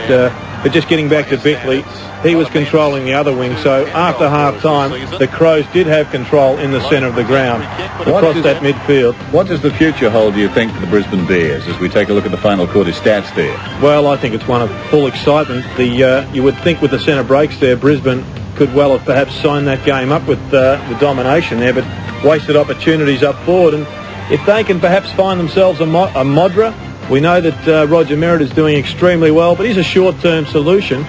But certainly their short-term is exciting, their long-term even better, and they'll be almost a final side with similar improvement next year. Oh, so there's a big statement. What about McDermott and Jarman? You touched on that during the course of the game. Is time running out for that pair to play together? Or were you talking tongue-in-cheek as well? No, I wasn't tongue-in-cheek on that one. I think if there had to be a premiership combination, then perhaps it's going to be difficult, particularly against a side like Collingwood, who've got so many quick, fast players, to have 2 players on the ground that have a limitation in pace. Carlton have that problem with Greg Williams. They find it difficult to have another on-baller of limited pace. Now, don't get me wrong, both Jarman and McDermott have chopped up Victoria on many occasions in the one side, so I have fond memories. Well, not so fond. There's a hidden agenda here, I think. No, I would like to have got them back on the football field. Both fantastic players that one would consider that maybe down the line their future as a couple is limited. Anthony Modra. I've got him down to 7. They're showing 6 there. What did he finish up with? I think it was 7 goals in the 7. finish. And as we said, tongue-in-cheek, in one of the breaks, Anthony Modra, a quiet performance. On more his, tongues and more cheeks this afternoon than we've seen for some time. And Big Roger, well, Roger had a pretty good game, although... Was I being harsh when I said going back to that one he missed? That could have been a crucial goal in the context of this game. Yes, we did mention at the time that important for the Bears to get another couple of goals. You do only get one chance to win a game these days. The Bears had that in the third quarter, and they didn't take full advantage of it. Tony McGuinness, statistically very good, keeps working, and even when he's not best on the ground, he always makes a contribution. Even spread too, isn't it? Always a great contribution. That's why he's one of the great players of the year. Terrific. And the competition. Nathan Buckley, well, interesting game from him. He plays in spurts, it seems to me, Jared. Yes, I think that's a fair comment. I thought he was well beaten today. He popped up for a couple of goals, was instrumental in a lot of forward moves, but perhaps we just have greater expectations on a player that really has only been in the game for a short period of time. And here's probably the man of the match. Man of the match, Greg Anderson. Had a quiet patch in the second half of the second quarter when Danny Noonan went onto him, but his statistics show there that he worked well in every quarter and was as much as any other player instrumental in the Crows' win. Time now to check the CUB AFL 1993 Premiership Season League ladder. So what does it all mean? Well, Adelaide moved to 20 points now, as you can see, from their 9 games, knocking again at the door of the top 6. Brisbane, they needed that one today to advance very far up the ladder. As it is now, it seems it's going to be a long haul home for them. But the top 6 tonight, at the completion of round 10, is North Melbourne. Who would have thought that? Hawthorn, West Coast, Collingwood, Essendon and Fitzroy. Now, the next round, round 11, is only 13 days away, but in the interim, we've got a feast of football. Look what's coming up on Tuesday at the MCG, Victoria against New South Wales. South Australia go against WA. Looking forward to that on Wednesday. Saturday, of course, it's the final. And then on Sunday, Tasmania against Queensland at the Northern Territory. So here at the Gabba, the Adelaide Crows have won this one by 37 points.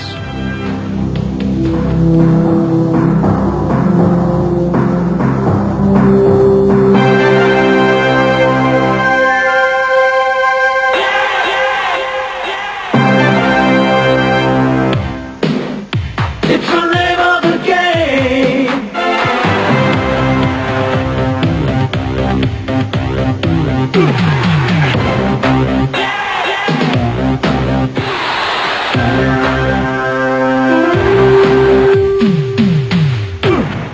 It's the name of the game.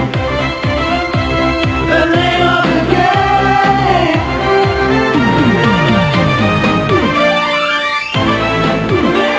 The name of the game. The name of the game is Australia. This has been a 7 Sport production. The 1993 AFL Premiership season, proudly brought to you by Mitsubishi Motors, BP Australia, Carlton and United Breweries, Telecom Australia, McDonald's, Nike and Foodland.